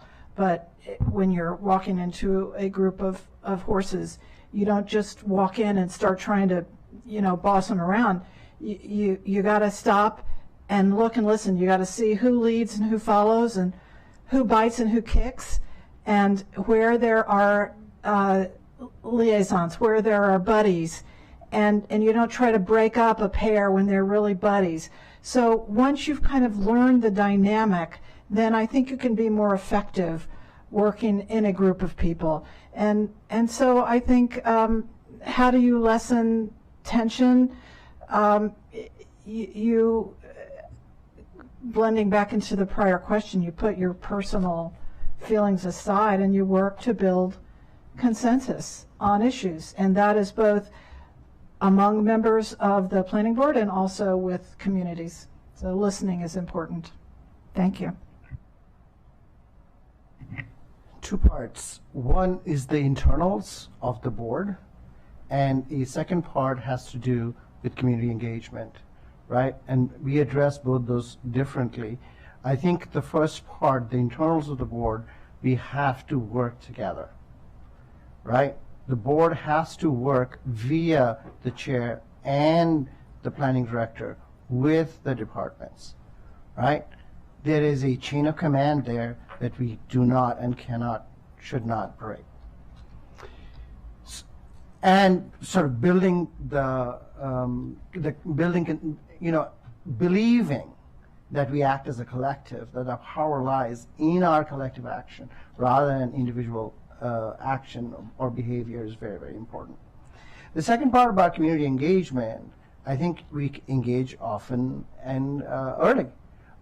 So policy making, from my sort of academic perspective, if you will, is in two parts, right? One, we gather data, and then we make decisions, right? The data gathering part is this broad engagement part, right? We engage and we learn more what the community wants, how they want it. And then we take that data and then we make up our minds about how to move. Sometimes that second decision is going to be somewhat different from what some people want, but what other people want. And, I think it can be done. We just have to be a little boring, if you will. Thank you for your question. About moving forward, item number 2 of the 9 critical issues that I stated some time ago now was creating positive perceptions of the planning board as an entity and the work of the planning board by engaging in more active listening with respect to citizens' concerns. And I believe the role of the planning board should include active listening to result in co-creation of policy that reflects, again, not only subject matter expertise of the planning board, but also community input. I believe it's important for the planning board to seek more public feedback on projects that come before the board. I'd like to mention briefly some strategies that can be used by the planning board to hear from a broader variety of community members. I support the planning board using outreach methods that include door knocking at apartment complexes and single-family homes to solicit survey participation, use of online surveys, receiving feedback at presentations provided by the planning department, soliciting feedback at pop-up events in the community like festivals and parades and farmers markets, as well as reviewing feedback obtained from emails, calls, and letters from stakeholders adjacent to the site of any proposed projects. As a commissioner, I would be a responsive listener to the concerns, important concerns of constituents worried about the impact of new developments on the character of their neighborhood, traffic, parking, as well as property values and rents. Thank you. Thank you for the question. I agree with much of what was just said. And I think one of the biggest things that a board, a body can do in this situation is engage in a process of continuous relationship building and community engagement, but not just community engagement. I think a lot of the considerations that you just described are really important. Community engagement is often kind of thrown out there as this buzzy catch-all characterization, and it means a lot of different things to a lot of different people, and it can also have a variety of different, quote-unquote success rates in terms of actually reaching communities and soliciting the kind of input and feedback that we need. And so I think the nature of that engagement is really the critical point to establishing trust, transparency, and again, I agree with a lot of what you just said. I think that things like canvassing are far, far superior in terms of reaching communities and understanding who can be the community ambassadors to help out and do the direct engagement through that canvassing. Surveys can be useful in places, but I think they also have some limitations unless they're really carefully designed to reach those who have access to the specific mode of the survey instrument. So these are, we can go down the list, but I think in general, continuous relationship building, specifically tailoring the engagement to your community, and being transparent about the process that you're engaging in, including, and I'll add just as a final point, I agree with what was said before, I think maybe in response to a different question, about the importance of building relationships across the county government. And I think that's also a critical piece of this as well. So much of the board's work, of course, is collaborating with staff, is collaborating with the council, is collaborating with parks, is collaborating with the community in terms of co-creation of policy and plans. So we need to be forward-leaning and actively, proactively develop relationships on all of those levels. And I think that will also go a long way to persuading the community and our neighbors that we're serious about this, that this is important to us, and we're putting the time and energy into it. Thank you. Thank you. Next is Councilmember Sales. Thank you, President Glass. I'm going to ask the same question I asked earlier. Thank you all for applying and staying, keeping up with us, keeping up with the process. I'm sure we are all spent, but just wanted to find, thank you. How do you see the role of the planning board as an institution of economic competitiveness and equity in revitalizing our economy now and in the future. I believe we're starting with Dasgupta, Mr. Dasgupta? Yes. Yes. The latest news on economic development in Montgomery County is not good. We are not adding jobs in the way other jurisdictions are. Business activity is not growing. The tax base seems to be stagnant. But we also remain a desirable place to live because of our schools, our green spaces, and frankly, our inclusive politics. The problem is that residential property taxes do not cover the current cost of government. And so we have to think about how we attract businesses. There is a looming crisis coming in office space. And we have to really be careful about how that plays out. In terms of economic competitiveness with other jurisdictions, and really other jurisdictions is a marker that we use, we face what I call a cooperation competition paradox.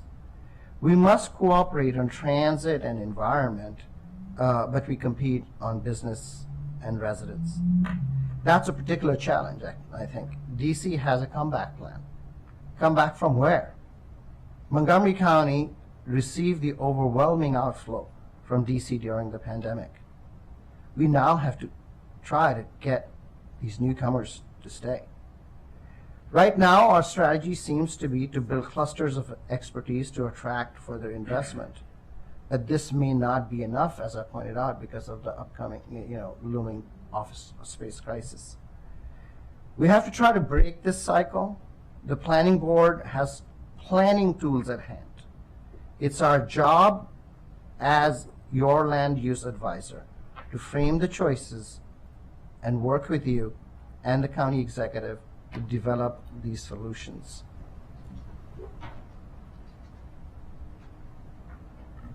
Thank you, Ms. Gibbs Thomas. I believe we need to make sure we have appropriate incentives to bring businesses to Montgomery County.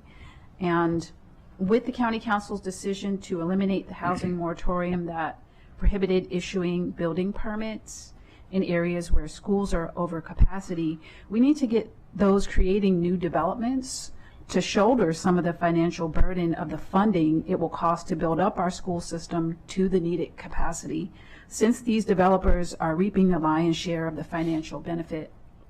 The county has to move forward in the right direction, and I believe that we are doing that. Thank you. Thanks for the question. I want to focus a little bit more on local business, because although a lot of this conversation often gets focused on large corporations or trying to compete with downtown DC, for example, with larger organizations, I think local businesses in many cases are like the lifeblood of our neighborhoods. And when we talk about economic development and competitiveness, that often gets lost. And I think one of the ways in which we can encourage a variety of different, and these already exist throughout the county, but help them kind of thrive and encourage more local business is in part welcoming more neighbors to our community. More neighbors to our community helps local business by providing them with customers. And I think helping communities become a little bit more mixed in nature by allowing more local businesses to exist, to sort of coexist alongside some residences could be a strategy as well to encourage, again, coming back to themes I talked about before, neighborhoods where you're able to walk to the things you need on a daily basis, whether that's the grocery store, the corner store, the laundromat, or pick up clothes for your kids. A lot of these things impact people's lives daily or weekly or monthly, and if those can be closer to where you live, I think the co-benefits are numerous, including for economic development.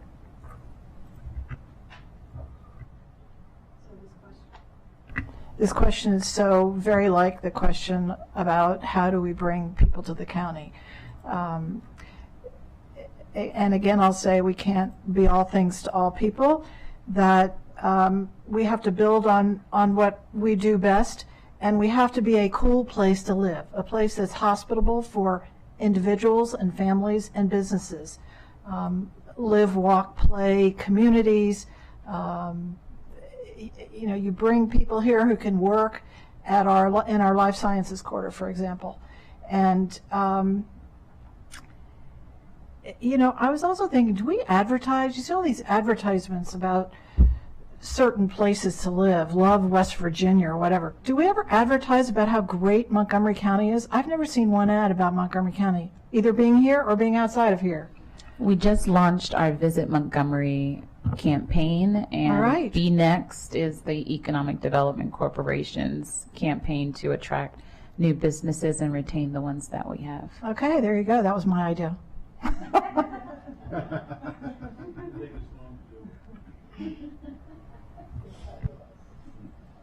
Okay, thank you, Councilmember. Now, Councilmember Fanny Gonzalez. I'm gonna keep it short and sweet. I gotta say, I love this panel. And I think, and the previous one too, but I will say I love this panel. And it speaks, I gave it away.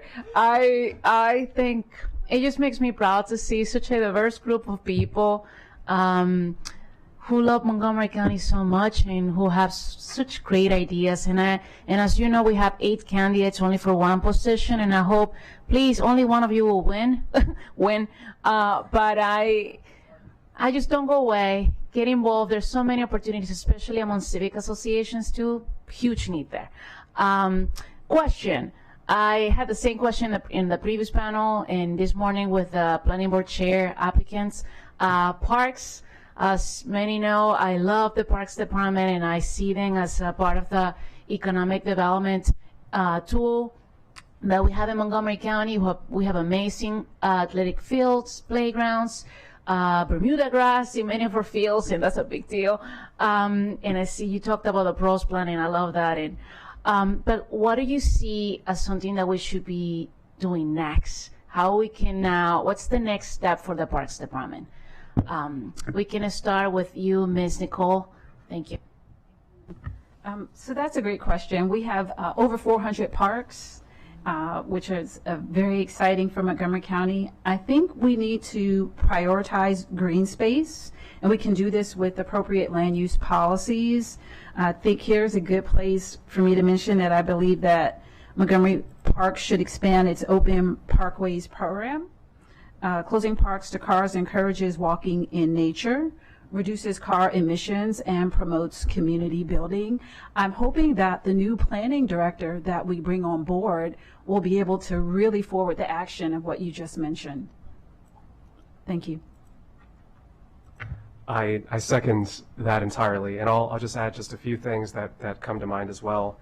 Sort of tying together several questions. I think doing accessibility studies of our parks is key. We on the previous panel, we heard that many people aren't aware of all the parks that exist in the county. Even if they are aware that they exist, maybe they can't get there. Maybe they can't go from East County to West County or up county to down county if they don't have a car, or if it's difficult to walk. The parks aren't being used to the extent that they can, and that's a real shame. And they're not being used equitably. So I think those studies are important. Related to that, investing in non-car ways to reach our parks.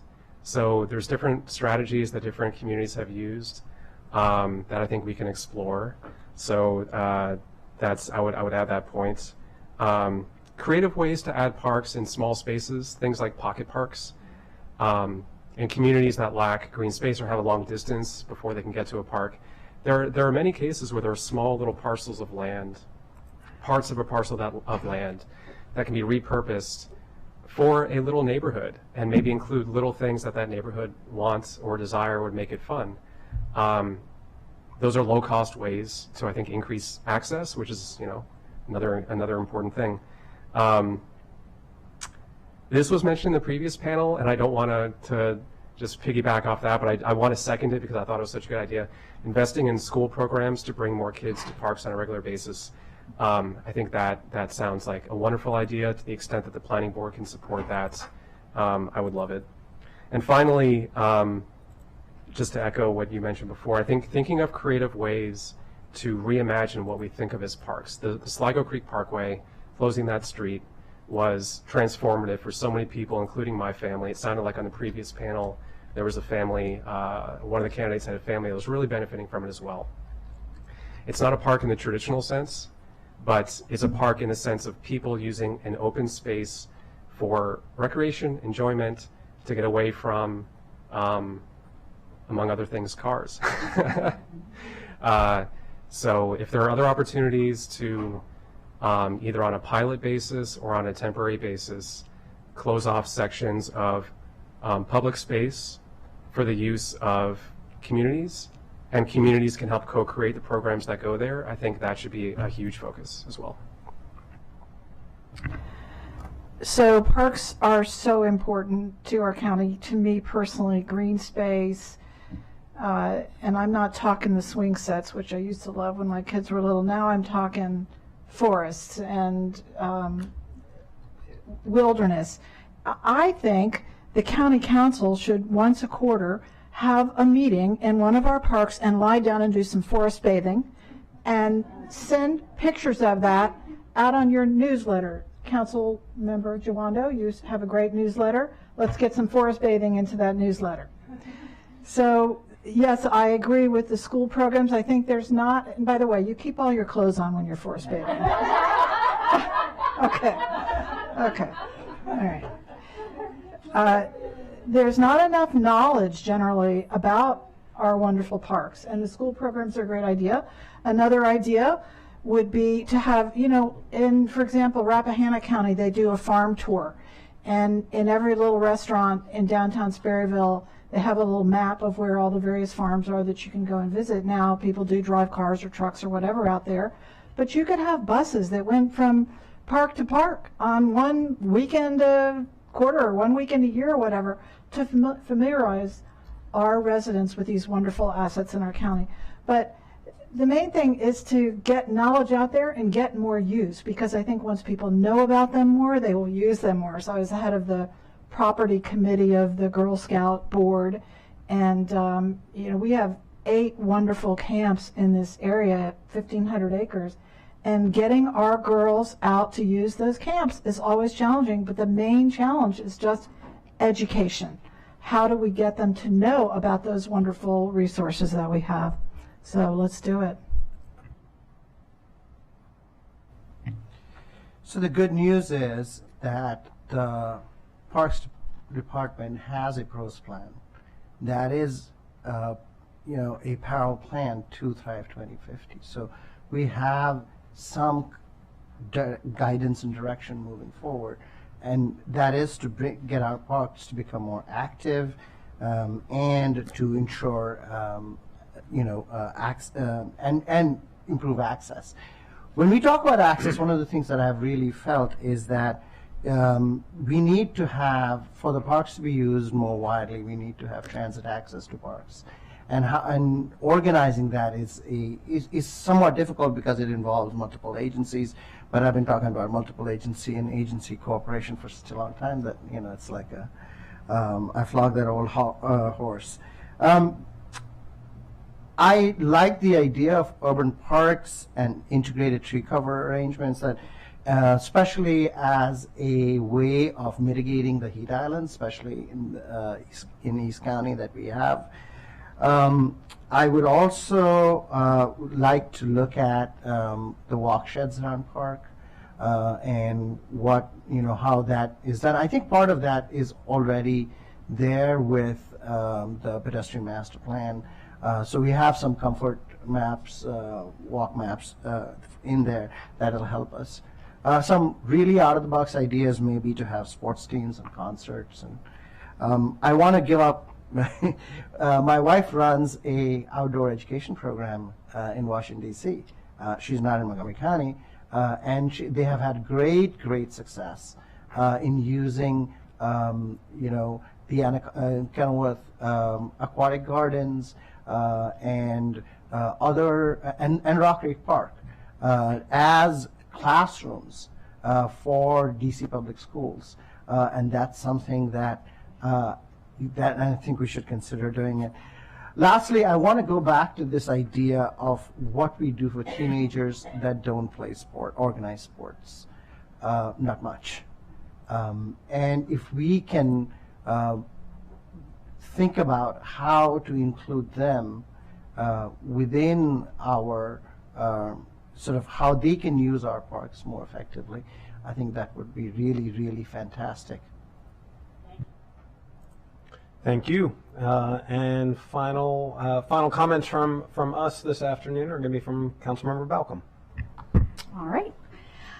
So thank you all for being here. It's so nice to hear from you, and I agree with Councilmember Fanny Gonzalez. It's really a great panel, and it's an embarrassment of riches. So thank you. So we live in a wonderfully diverse community, including geographically. We have urban, suburban, and a significant rural population in our ag reserve. And our general plan is intended to cover the entire county. So I have two related questions. One, how do we implement Thrive 2050 in our outer suburbs and rural areas? And related to that is, what are your views on the balance of roads versus transit outside of our urban core? And I think we're starting with you, Mr. Linden. Thank you. I'll start with the transit piece first. Yeah, it's a big challenge. What I mentioned before, when I discussed some of the attributes that I hope I or whoever fills this position would bring, the sense of curiosity. And I think that in this particular case, given the scale of the challenge with transportation in those parts of the county, in the ag reserve, or to reach those parts of the county, I think the curiosity to look at what other communities are doing is really important. So just as an example, I mentioned at the beginning, I had been living in Oregon for several years. Oregon, not unlike Montgomery County, has incredible conservation policies related to agricultural lands. And because of that, they've also instituted in many communities, because there are long distances between more higher density residential areas or more urban areas and those ag lands, there are different kinds of transit options that serve different kinds of communities. So things like van shares, things like on-demand transit of different types, things like last mile, well, in this case, last several mile connections from an actual bus stop or from the last point on the red line in either direction. There's a variety of different things that can be looked at that have been done elsewhere. And I think it's worth it. I think it's worth it to provide options for folks, given that reducing driving and the associated pollution and emissions and its importance for climate change. Given that that's a goal that we care about as a community, I think it's worth looking into those options to provide people with non-car ways to get out there, or if they live out there, to get around. So the first part of your question, I think one of the values that is instilled in Thrive 2050, as I read it, is the idea of sort of concentrations of density in outer parts of the county as a way to replicate the kind of communities that provide, the livable experiences that other parts of the county have as well in terms of walkability and proximity to the things that they need. I feel like I'm repeating myself a lot, but things that they need on a daily and weekly basis.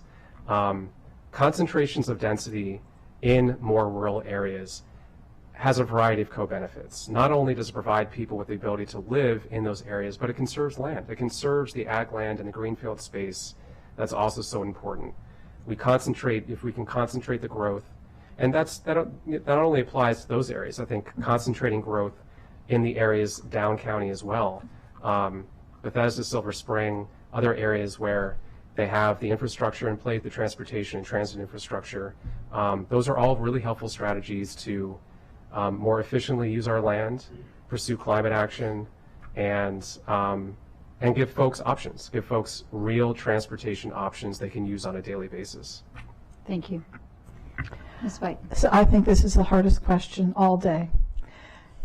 I should say the most challenging, because we do have such an unbelievably diverse, uses of land in our county. We have cities all the way out to farmland, which is kind of incredible to have all that in one county. I'm not sure how we want to integrate that. I don't think we want the ag land to become like our urban areas. We want to make sure that the people in each know about the other and can visit the other. And then that takes us, well, how do you do that? Are you talking everybody drive back and forth? Are you talking transit? And then you've got our environmental goals and how you preserve those, because you don't want, highways going back and forth to farmland. So I guess I'd be more in favor of transit, and I was interested in your various options on that. I didn't hear the first one you said, Banshee or something like that? Van share. Oh, van share, of course, thank you. Yep. These would be good too. Yeah. But maybe on, again, designated, just like the farm tour I was talking about, on designated weekends during the year, you have circulator buses among the various farms and from some of our urban areas out there. I mean, the most important transit issue out there to me is how do you get kids to school, because education is so important. And so you want to make sure you're getting kids to school safely and home again. And then I think just knowledge and understanding and listening to what the residents out there want and how county government can best serve them. So thanks again. I don't have this worked out. I think it's really a tough challenge. Thank you. Dr. Dasgupta.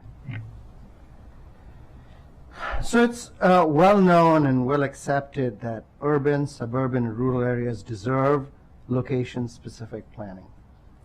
We've known this for a long time, and Thrive 2050 enshrines some of these differences.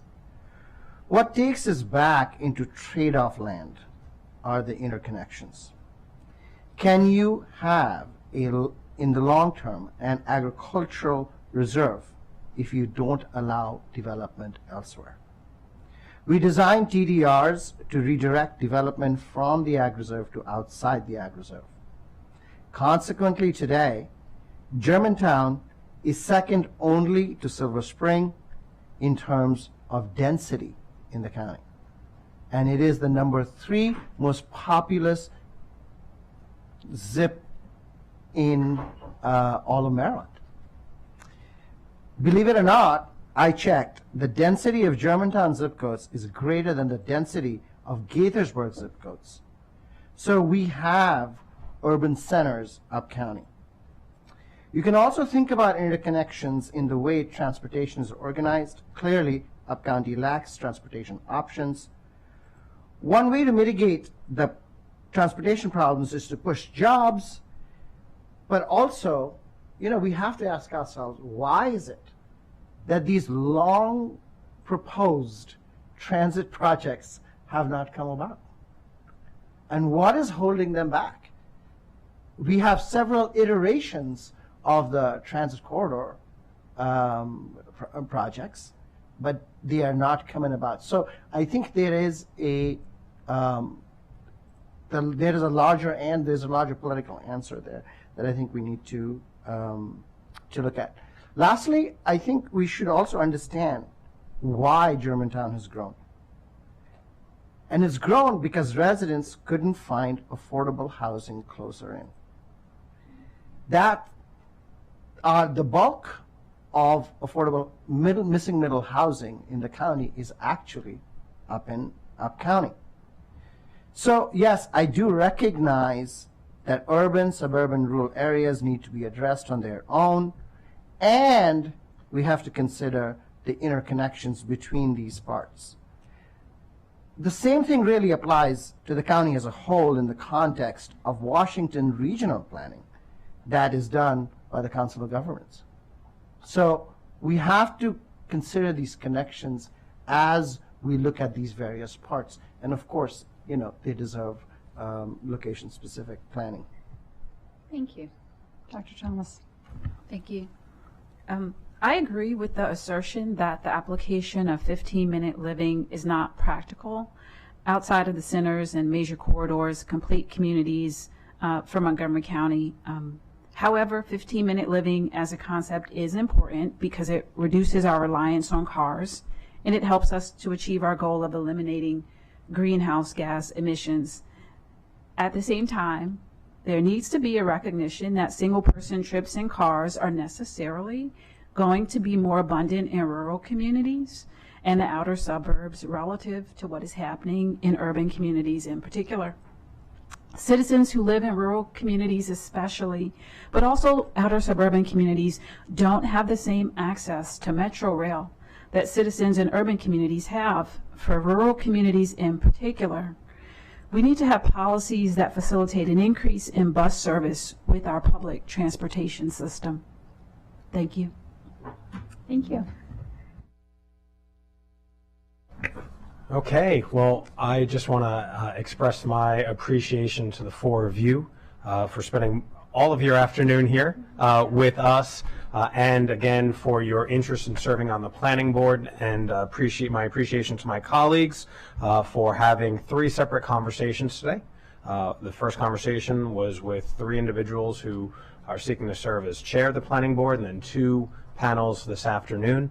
As I noted earlier, we are in the middle of our budget process. So there's a lot that we are digesting, and a lot of meetings and committee work sessions, and so our goal is to finalize these decisions in the next few weeks. And so we will certainly be in touch with you. And thank you again for your work and support and love of Montgomery County. And with that, colleagues, we are adjourned for the day.